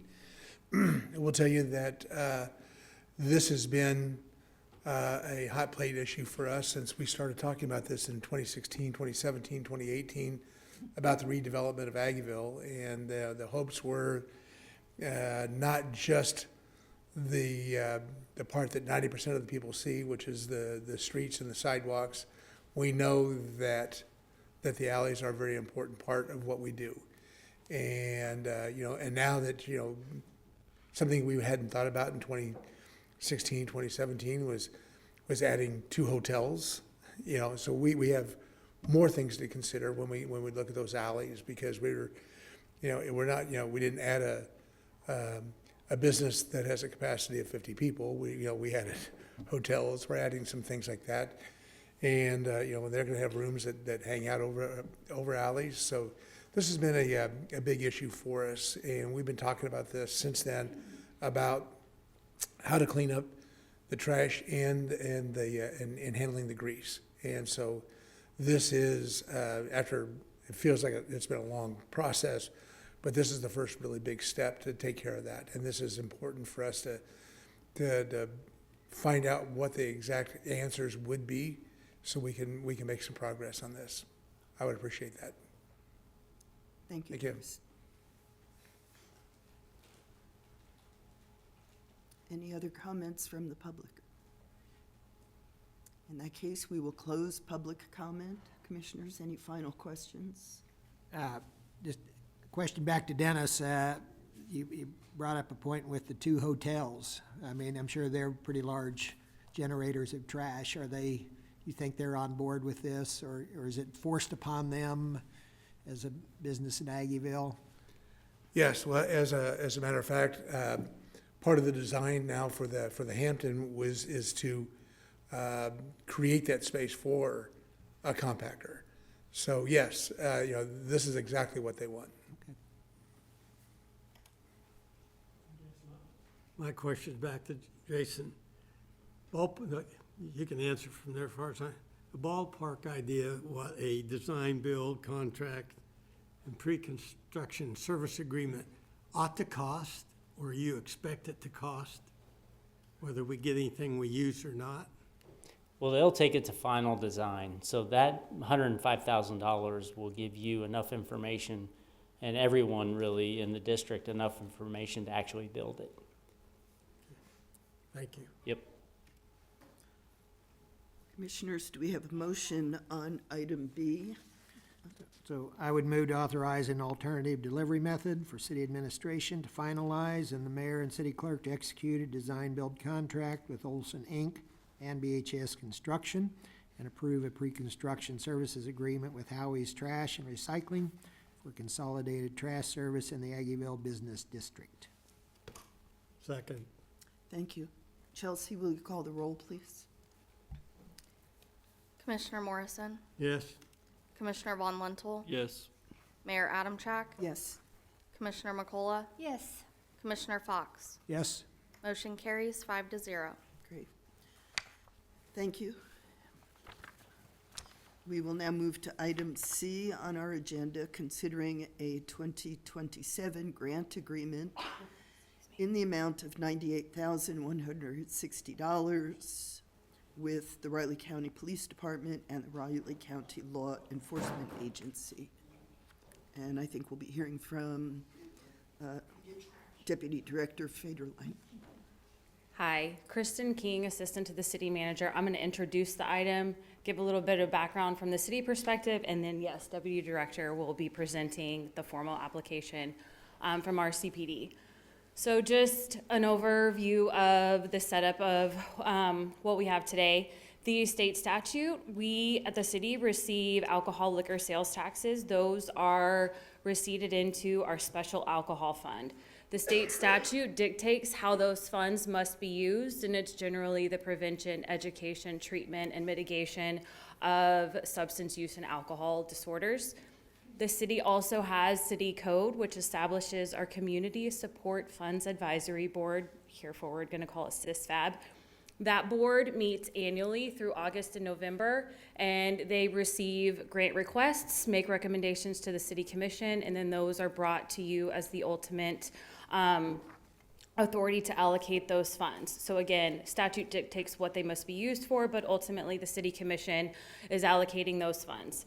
I did want to note that CISFAB's schedule runs August through November. We accept applications in August. Deliberations and recommendations and interviews take place September through October-ish, and then again, those recommendations come back before the commission in November. That will carry forward in the next slide while I elaborated. Background on this specific special alcohol agreement with RCPD. This initiated in 2025 budget discussions for RCPD through the Law Board. City Commissioner members of the Law Board at that time recommended bringing this agreement forward or request forward to the City Commission to utilize special alcohol funds for this position because this position does meet that statute definition. Again, as I just stated, this is not pushed through the CISFAB process because of that calendar. RCPD's budget is developed currently in the spring, and that application process doesn't begin until August, which is why this is a standalone agreement outside of that process. But since the commission ultimately awards those funds, it comes directly to you all. Historically, this position has, or this grant for this position has come through for 2025 and 2026. Both of those years were for $88,000. City staff has historically used the cash balance of that special alcohol fund. The majority of that fund is allocated towards CISFAB for those annual agreement processes that I mentioned. And I do apologize, I just realized there is a typo in this presentation. The memo is correct. The 2027 application is $98,160, so it's a slight increase of about $10,000 for this position. And again, staff is recommending those cash reserves. This is just a footnote that was in the agenda or in your memo, and I have it up here just for your knowledge and future commission knowledge too. Based on current projections for this fund, the annual allocation to CISFAB, in addition to this new grant request amount, at those current projections, those cash balance revenues do fall short after 2029. So doesn't necessarily impact this year, but I did want you guys to have that information before you, as well as RCPD. If you have any questions for me, I can stand for those now, or I can turn it over to Deputy Director to present from RCPD's perspective. Okay. I think thank you, Kristen. Hello, everyone. Thank you very much, Kristen. That was great.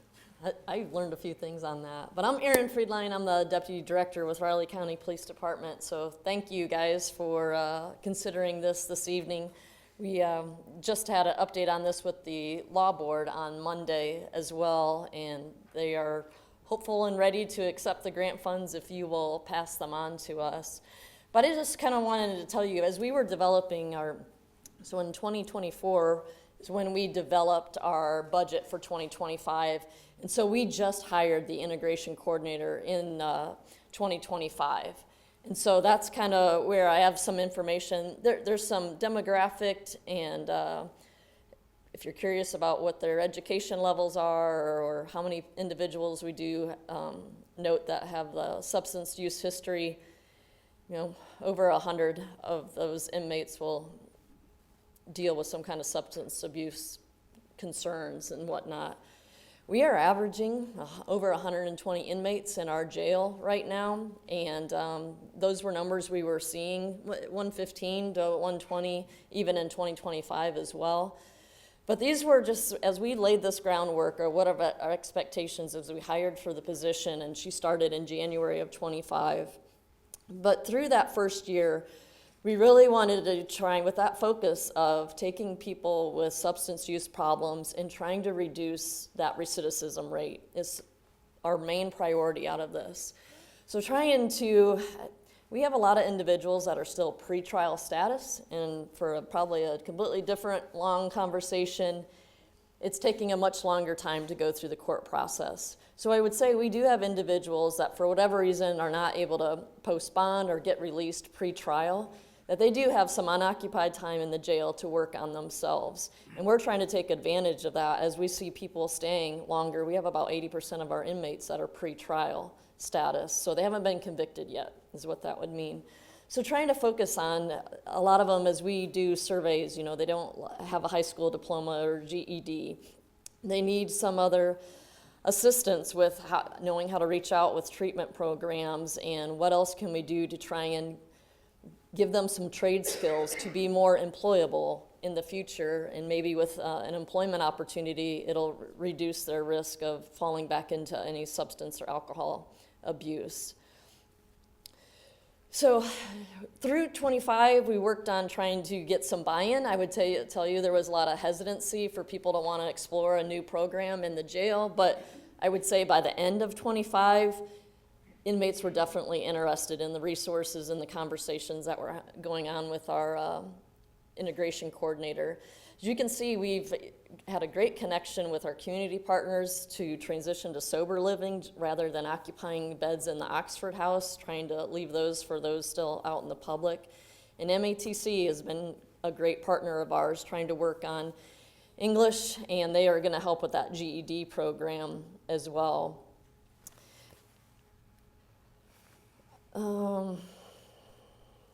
But let's talk about, I just have data through the first quarter now of 2026 as we're in that second year of the program. But I know the Major French and I had a pretty lofty goal of thinking we would track 60-some inmates, but kind of like I alluded to, people don't always leave jail as quickly as sometimes we would anticipate. So right now I'm at 7. So I would say after the first quarter, I don't know that we are gonna get to 60 inmates. But the idea though is now we have some of these programs and we have our community partner connections to actually track the individuals post-release, to actually see, are we at least increasing time between any recidivism or other charges that they may be held accountable for. Hopefully we don't let them out, they immediately start using or reoffending. Can we stretch that because we were able to get them into a program or an employment opportunity that hopefully stretches that, if not hopefully prevents their visit again to the Riley County Jail. So I'll be curious, towards the end of the year, obviously I'll have more data on that to be able to report in the future, but I think that is going to be another critical piece to how this program is going. And you guys can kind of see, we do have another program, this moral recognition therapy. We just sent the reintegration coordinator to some additional training of trying to operationalize a few other programs in the jail, and we're going to do this evaluation on these. But it's some more additional training on getting into some of the trade skills. And surveying the inmates, those are the types of things that they want to work on. They want to be able to fill out English is still a lacking skill for some of our inmates to be able to read comprehensively and write complete sentences. So filling out job applications or questionnaires, and then being able to transfer that to some basic trade skills, like what are some fundamental things about reading, writing, or basic math do you need to catch up on in order to be more employable for an employer and things like that. So that's going to touch on some of these additional therapies and certifications as we can move through that. And if you're wondering, so we did do those first 2 years, so 2025 and 2026 at the 88,000. I did not get my stuff together last year, as we did have a cost of living adjustment, along with she met her expectations on her evaluation, so she had a step increase as well, and that's why the reflection of the 98,160 was me catching up a bit as well. With that's pays for salary and benefits, and right now that is her position is solely funded by the grant. But like that training that I just mentioned, that was something our CPD paid for. It didn't come out of the grant monies, but that is salary and benefits for that individual's position. But I think it's been an excellent use of the funds and definitely meets any of the requirements that you guys have laid out to expectations with that fund. But I'll take any questions you guys have. I guess so to better understand this person's responsibilities, it's a she right now? It is. Really? She meets with inmates on a daily basis, counsels them. She goes out in the public and meets with businesses to Yeah, so try to her get office, people hired or yes, her office is in the jail, and that's where she comes to work every day. And so she is in and around the inmates all day long. In addition to, I mean, she's made community partners and made all those connections with Be Able and the emergency shelter and Oxford Housing and Sober Living. So we've got her introduced and integrated into the community, and I would say she does a great job of either physically being present in those things or doing a lot of meetings through Zoom and other coordination. But she also works with our prosecutor and defense attorneys as well, as some decisions are made through courts for substance abuse, education, or something along with any kind of court decisions about their treatment. She does then help coordinate that on that side of things when they continue to be incarcerated with us. So great individual. Her name's Michaela that works for us, but she's done well. She has a social worker background, so I would say she came from the industry knowing partnerships are a critical piece to her success.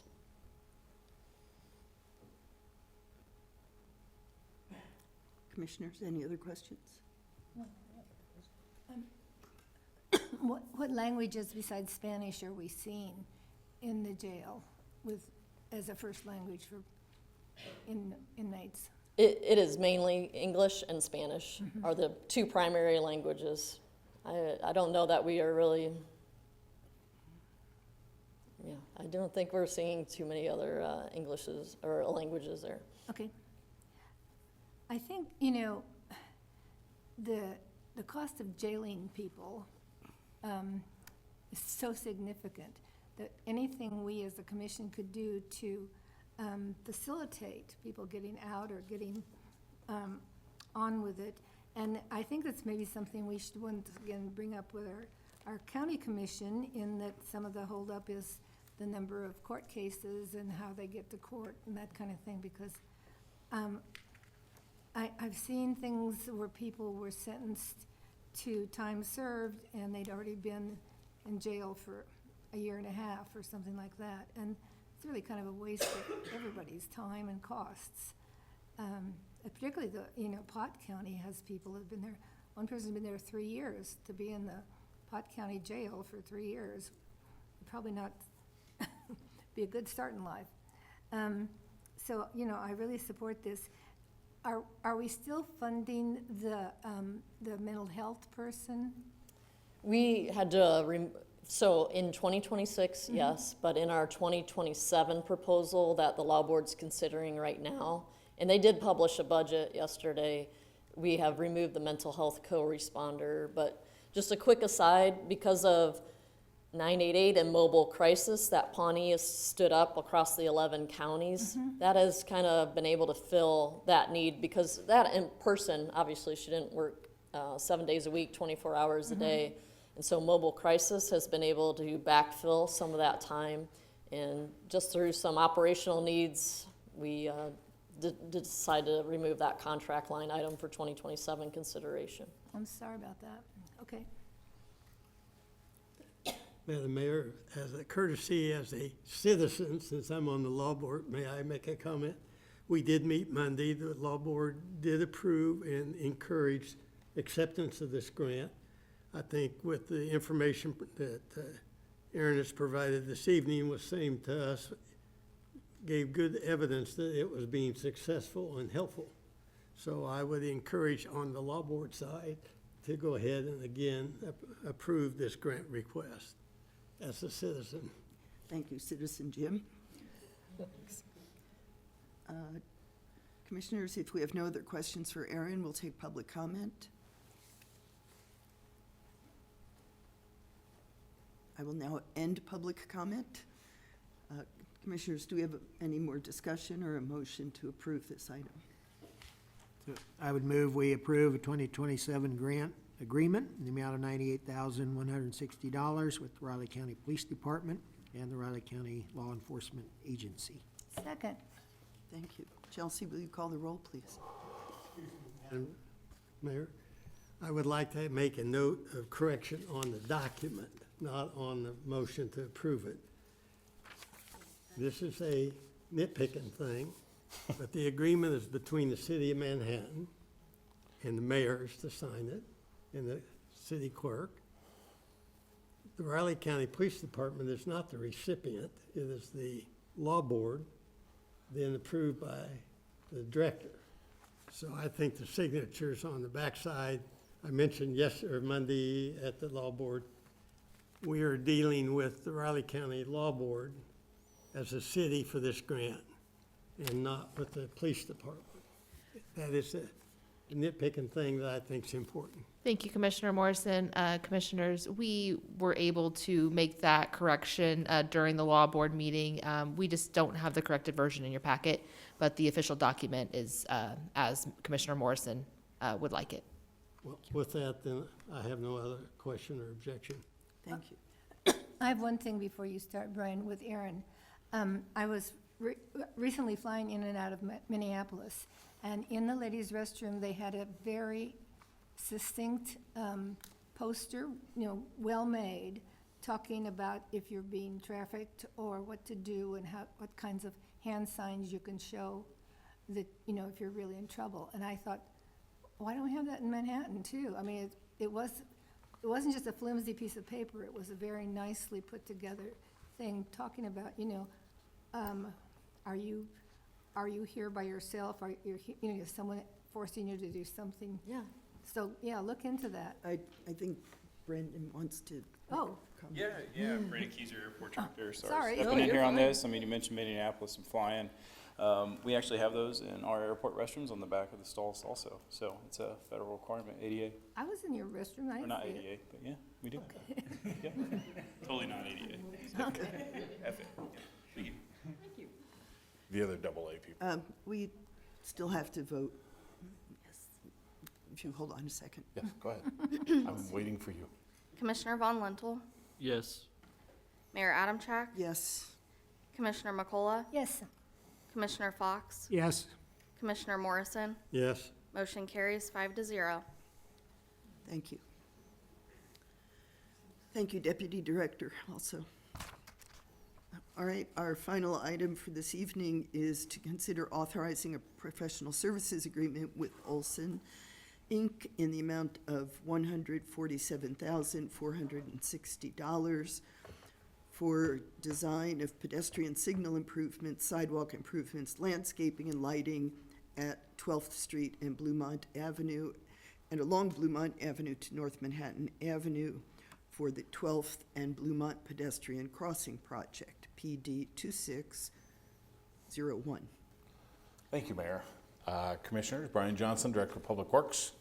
I'm going to talk a little bit about 12th and Bluemont tonight. I'm not sure if you're aware, that is a pretty extensive place where we've had quite a few pedestrian accidents there over the years. In your background, I list 7 injuries since 2021. This actually goes back to about 2011, 2010, when Bluemont Hotel came in. We did a pedestrian crossing study at that time. At that time, it didn't warrant a full traffic signal because our crossers were mainly in the evening, so we didn't have that conflict between the peak hours and then the peak hours on the pedestrians and the peak hours on the vehicles didn't cross. Since then, with the redevelopment of Aggieville, with the addition of the 2 hotels, we're seeing a lot more crossers, especially in that 3 to 8 and 9 o'clock p.m. time that conflicts with peak travel time. And so those conflicts are starting to lead to quite a few accidents.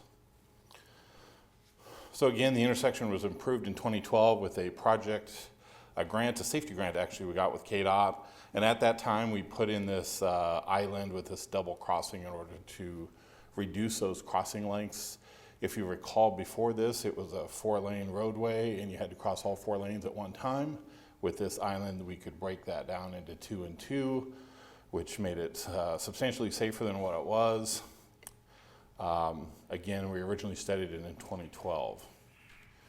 So accident history since 2021, we've got 27 accidents, including 7 injuries.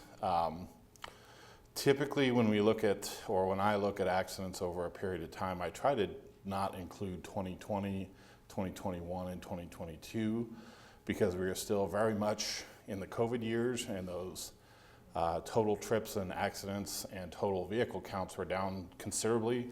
However, with the hotel coming in, I did include 21 through 25 in this one because that hotel is generating quite a few pedestrians. And so I did include 21 through now. Obviously 27 accidents at that kind of an intersection is pretty high. We would not expect to see that, especially considering there's no left turns out of 12th Street. So there's obviously some conflicts going on between pedestrians and vehicles.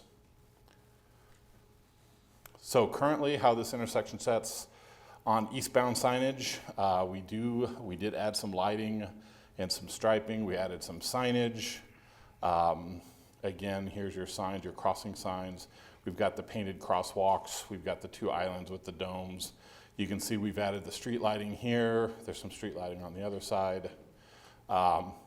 Lots of accidents between that 9 a.m. and 2 a.m. And then that's the majority of our crossings also. We did try to add some signage. We also have some stop signs here for the PEDs, look both ways signs. So over the years we have increased our signage and our lighting considerably. Considering what we had in 2012, we're trying to get that pedestrian to notice those vehicles coming and trying to reduce those conflicts. Obviously signage hasn't helped because we still have quite a bit of accidents going on. Westbound, again, here's your signage. We added this light here in about 2015, 2016 to try to light up this side of the intersection. You can see our stop signs, look both ways signs, same thing with here and here. So we're trying to sign that intersection a little bit better to try to capture people's attention before they go across. The majority of our accidents are actually somebody on the inside or the outside lane will stop, the pedestrian will go across, and then the person on the inside lane can't be seen and they can't see the ped, and that's the accidents we're seeing. We do have that in these multi-lane configurations, which is why we've gone to the hawk signal, the signal with the big arm that hangs all the way across the street, so that that vehicle in the middle can see that light flashing and know there's somebody there. So that's what that hawk signal configuration looks like. So current standards on these crossings are to have one crossing come across. This would be its own signalized system here. Then you would turn and face that oncoming traffic and then push your button here and cross again. What that does is it allows you to have a lot shorter crossing time on that hawk signal. That hawk signal is only red for just a matter of a few seconds because you're only crossing 2 lanes. And then the pedestrian actually has to turn, face the oncoming traffic to see what's coming, and then push the button, the second button, to get across again. That way that pedestrian and that driver are making eye contact, they can see each other. Not only does that reduce crossing times, it also increases awareness because only one side is going off at a time. This is the system we would look at, something like this. This was a system I saw in another city. We'd look at doing something like this at that intersection also, so that you can break those 2 movements up and they're not one movement. If you put them in one movement, you can have somebody hit the button on the north side, cross, not hit the button on the south side because they've already got a walk, and then that south side could get hit. The last city I was in, actually, that happened to a young kid. Came across on his bike, hit the north side button, went across, did not hit the south side button, got hit and killed him. So since then, this is the configuration that Federal Highway requires you to do. So to meet current standards, we're going to do some rerouting of the sidewalk system in here. We're also going to do something to the island in here to get a receiving point so we can turn them and head them to the west here and then cross. Then when you come this way, you turn and head. Again, the idea is to get that pedestrian and that driver to face each other so that they can see what's coming and that they can be aware of each other. It's going to require some, possibly a bulb out in this area, possibly 12th Street having to be restricted on some parking. We're going to look into all of that when we get into design. So again, some sidewalk relocation in this area, some lighting along here, landscaping along here, maybe reroute the sidewalk a little bit to the north. Quite a bit's going to happen at that little intersection there. Again, possibly even a bulb out like 4th and Morrow, how 4th and Morrow's got that bulb out on it as you go down 4th Street. But that's what we're looking at, and I would stand for questions. Well, I think 2 observations are important here. One is, neither the pedestrian or the driver are following the law, and getting the police department to be convinced to do something about it will be difficult. Number 2 is, I think you've identified a critical issue, which is the lights motivations, kind of like even on North Manhattan, where we have finally appears to get most of the students trained to hit the light to cross. And so I think if your idea of half street light and half street life would be the greatest improvement we can do without spending $140-some thousand to study it. And the next biggest one was the drive-in with the Starbucks backing traffic into North Manhattan in Bluemont. Yeah. And I don't know, this doesn't address that, does it? No, it doesn't. And this is actually a design contract, so this would get us the full design. This $100,000 would be full design of whatever we came up with, whether that's a hawk signal, whether that's a traffic signal, whether it's a full pedestrian signal like 14th and Points here. Not only were we going to decide what is the best tool in the toolbox, but that's also design. Well, the lights on North Manhattan and Bluemont about pedestrian crossing are very effective. I think, you know, The warning full drivers. traffic signals that we just installed? Yes. Yes. I think those are very effective and quite noticeable. So I know that doesn't work at 12th because there's no other stoplight. But Oh, they could be full pedestrians, which would be in essence like a full traffic signal. That's what we're gonna look at to see which tool in that toolbox is the best. The hawk signal works the best as far as traffic flow goes because it will release people before the light turns green. The light isn't red as long, so the hawk signal is a little bit more pedestrian or a little bit more vehicular friendly, which in this corridor is important because we got a lot of cars. But the pedestrian signal is a little bit more pedestrian friendly in that it holds that red longer in order to let more people across. I guess my issue is the 147 would pay for the hot lights without a whole lot of engineering. No, hawks are probably close to 300,000. How much? They'll probably be close to 300,000.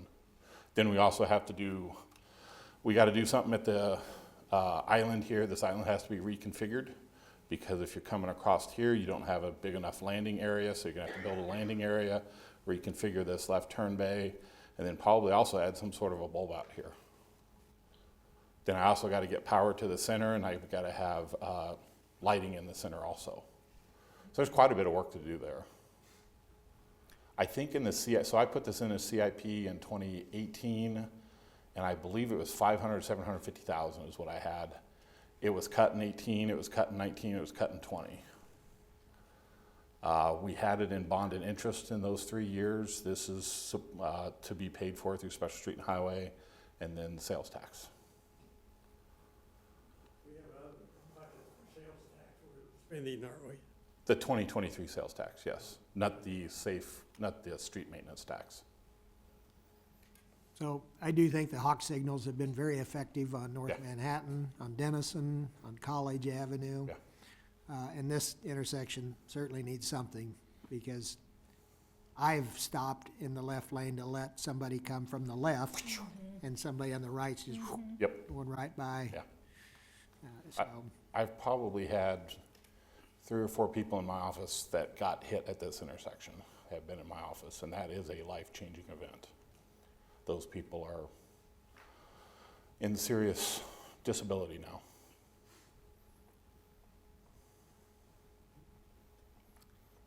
But I do agree, I think we're gonna end up with a hawk. I don't wanna guarantee that because the hawk signal has some limitations for traffic flow. So I don't wanna guarantee that. It could be 2 signals.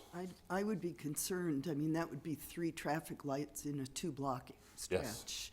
And I Yes. think that could have some serious, not that I want to see anybody get hurt, but I think that would have some serious impacts for traffic flow. Yeah, this is on a corridor system, so these signals are talking to each other. The hawk signal does allow you to tap into that corridor, so the hawk signal will not go off immediately when you push it if it's got a call for traffic. That's the advantage of the hawk signal also. The full intersection also would be in that corridor system too. So there's fiber that goes down the north side of Bluemont that we own actually. Then it goes down 11th Street, ties into the traffic shop. So that fiber would control that through that corridor plan. I think it's important for the pedestrians, but it's also important for the drivers. I know when you're in the left lane and you stop and then somebody comes along, often they can't see No. why you're stopping. Yes. And it doesn't go click, and then if they hit somebody, that's just. Yeah, and there's several rear ends there too, because is the car in front of me going? Are they stopping? Are they turning or what? Yeah. Yeah, if you look at the accident history, I know they're kind of hard to see because they're blue. So all of these blues are all accidents. And you can see some back here and some back here, which is obviously this car stopped for the ped and this guy got him. So you see just that entire intersection, how poorly it's functioning. 27 accidents at that kind of an intersection is way more than you would expect. To be a total jerk, we paid somebody to design that intersection good money, didn't we? In 2012? Yeah. Yeah, we did it in-house. His foresight wasn't as good as we needed. Well, I would say we didn't anticipate Aggieville getting the size that it was. That person, and I was part of that design team. All right, okay. Well, I will say that The hotel We wasn't there. are not going to be It's okay. integrating our city staff. I wish my crystal ball was clearer in 2012. That's the disadvantage of being in the same city a while is sometimes things come up out of the grave to haunt you, and this is one of them. Is this our worst location in the city? For, Pedestrian accidents? ooh, boy, that's a good question. You know, I don't know. It would have to be in the top 5. Denison and Hunting is a big one. There's quite a few pedestrians hit there. Todd and Denison's another one, Claflin, Denison.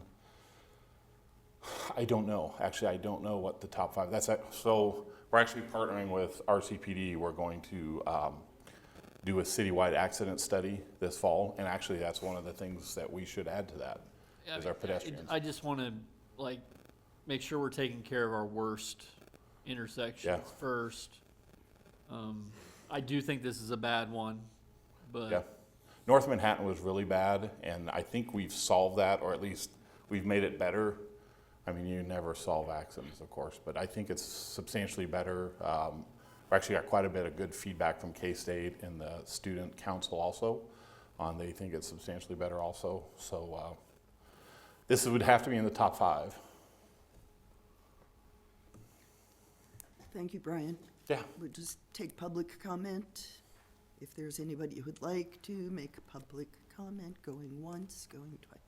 We will now close public comment. Commissioners, any last queries or comments? Do we have a motion to approve item D? I move we approve the professional services agreement. Is there a second? Second. Thank you. Chelsea, would you please call the roll? Mayor Adamchak? Yes. Commissioner McCullough? Yes.